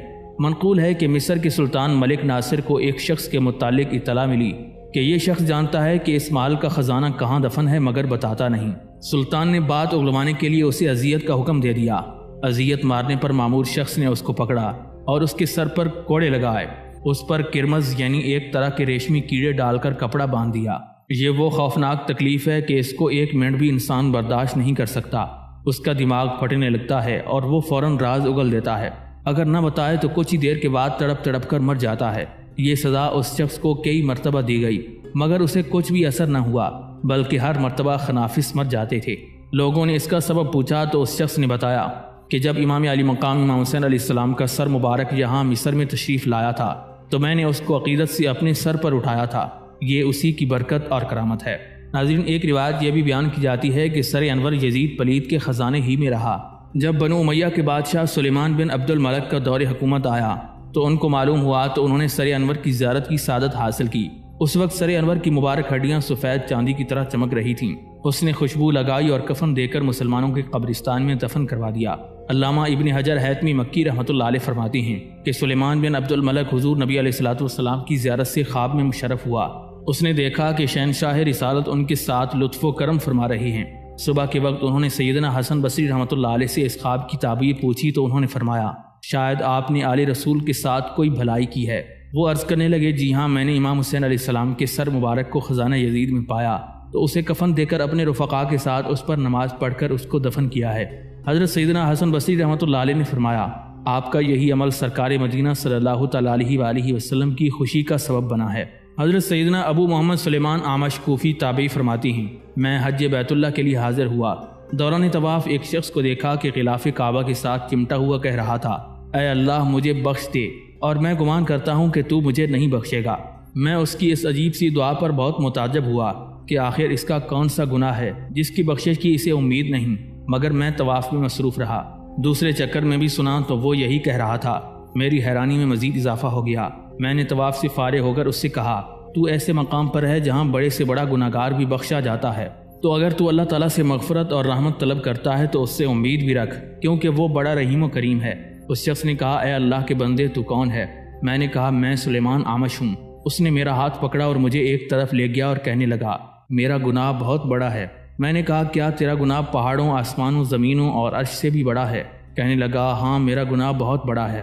افسوس اے سلیمان، میں ان 70 بد نصیب آدمیوں میں سے ہوں جو حضرت سیدنا امام حسین علیہ السلام کے سر مبارک کو یزید پلید کے پاس لائے تھے۔ یزید ملعون نے اس مبارک سر کو شہر کے باہر لٹکانے کا حکم دیا، پھر اس کے حکم سے اتارا گیا اور سونے کے تشت میں رکھ کر اس کے سونے کے کمرے میں رکھا گیا۔ آدھی رات کے وقت یزید پلید کی زوجہ کی آنکھ کھلی تو اس نے دیکھا کہ امام علی مقام کے سر مبارک سے لے کر آسمان تک ایک نورانی شعاع جگمگا رہی ہے۔ یہ دیکھ کر وہ خوفزدہ ہوئی۔ اس نے یزید پلید کو جگایا اور کہا اٹھ کر دیکھ، میں ایک عجیب و غریب منظر دیکھ رہی ہوں۔ یزید نے بھی اس روشنی کو دیکھا اور خاموش رہنے کے لیے کہا۔ جب صبح ہوئی تو اس نے سر مبارک نکلوا کر ایک عمدہ قسم کے سبز کپڑے کے خیمے میں رکھوا دیا اور اس کی نگرانی کے لیے 70 آدمی مقرر کر دیے، میں بھی ان میں شامل تھا۔ پھر ہمیں حکم ہوا کہ جاؤ کھانا لے آؤ۔ جب سورج غروب ہو گیا اور کافی دیر گزر گئی تو ہم سو گئے۔ میں نے دیکھا کہ آسمان پر ایک بڑا بادل چھایا ہوا ہے اور اس میں گڑ گڑاہٹ اور پروں کی پھڑپھڑاہٹ کی آواز آ رہی ہے۔ پھر وہ بادل قریب ہوتا گیا یہاں تک کہ زمین سے مل گیا اور اس میں سے ایک مرد نمودار ہوا جس پر جنت کے 2 حلے تھے۔ اس کے ہاتھ میں ایک فرش اور کرسیاں تھیں۔ اس نے وہ فرش بچھایا اور اس پر کرسیاں رکھ دیں اور پکارنے لگا اے ابو البشر، اے آدم تشریف لائیے۔ ایک انتہائی حسین و جمیل بزرگ تشریف لائے اور سر امام علی مقام کے پاس کھڑے ہو کر فرمایا سلام ہو تجھ پر اے اللہ کے ولی، سلام ہو تجھ پر اے بقیت الصالحین، زندہ رہے تم سعید ہو کر، شہید ہوئے تم ترید یعنی خلف ہو کر، پیاسے رہے یہاں تک کہ اللہ تعالیٰ نے تمہیں ہم سے ملا دیا۔ اللہ پاک تم پر رحم فرمائے اور تمہارے قاتل کے لیے بخشش نہیں، تمہارے قاتل کے لیے کل قیامت کے روز دوزخ کا بہت برا ٹھکانہ ہے۔ یہ فرما کر وہ ان کرسیوں میں سے ایک کرسی پر تشریف فرما ہو گئے۔ پھر تھوڑی دیر کے بعد ایک اور بادل آیا، وہ بھی اسی طرح زمین سے مل گیا۔ میں نے سنا کہ ایک منادی نے ندا کی اے اللہ کے نبی نوح تشریف لائیے۔ پھر ایک صاحب وجاہت زردی مائل چہرے والے بزرگ 2 جنتی حلے پہنے ہوئے تشریف لائے۔ انہوں نے بھی وہی الفاظ ارشاد فرمائے اور ایک کرسی پر بیٹھ گئے۔ پھر ایک اور بڑا بادل آیا اور اس میں حضرت سیدنا ابراہیم علیہ السلام نمودار ہوئے۔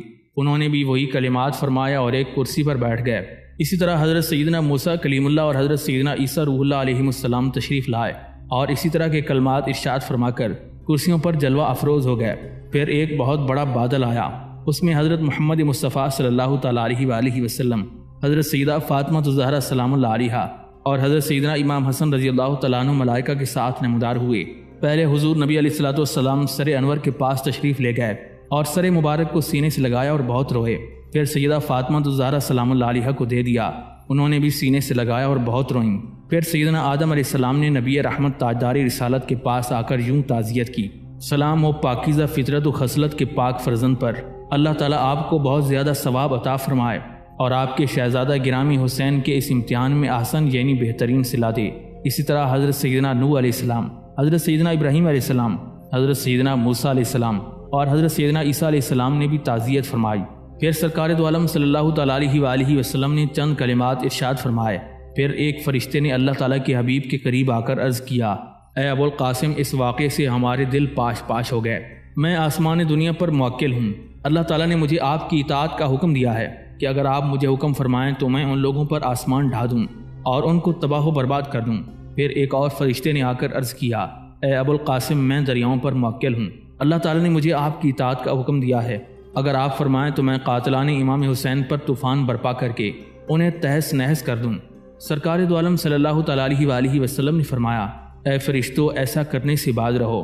حضرت سیدنا امام حسن مجتبی رضی اللہ تعالیٰ عنہ نے عرض کیا، نانا جان، یہ جو سوئے ہوئے ہیں یہی وہ لوگ ہیں جو میرے بھائی حسین کے سر انور کو لائے ہیں، اور یہی لوگ نگرانی پر بھی مقرر ہیں۔ نبی علیہ الصلوۃ والسلام نے ارشاد فرمایا، اے میرے رب کے فرشتوں، میرے بیٹے کے قتل کے بدلے میں ان کو قتل کر دو۔ خدا کی قسم، میں نے دیکھا کہ چند ہی لمحوں میں میرے تمام ساتھی ذبح کر دیے گئے۔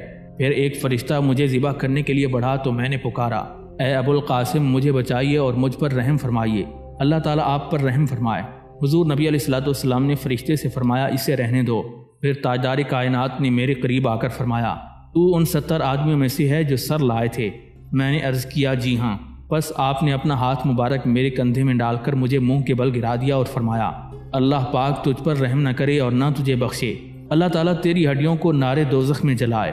تو یہی وجہ ہے کہ میں اللہ تعالیٰ کی رحمت سے نا امید ہوں۔ ناظرین، اسی امید کے ساتھ اجازت دیجیے کہ آپ کو ہماری ویڈیو پسند آئی ہوگی۔ ملتے ہیں بہت جلد ایک نئی تاریخی، تحقیقی اور معلوماتی ویڈیو کے ساتھ۔ اللہ رب العزت آپ کا حامی و ناصر ہو۔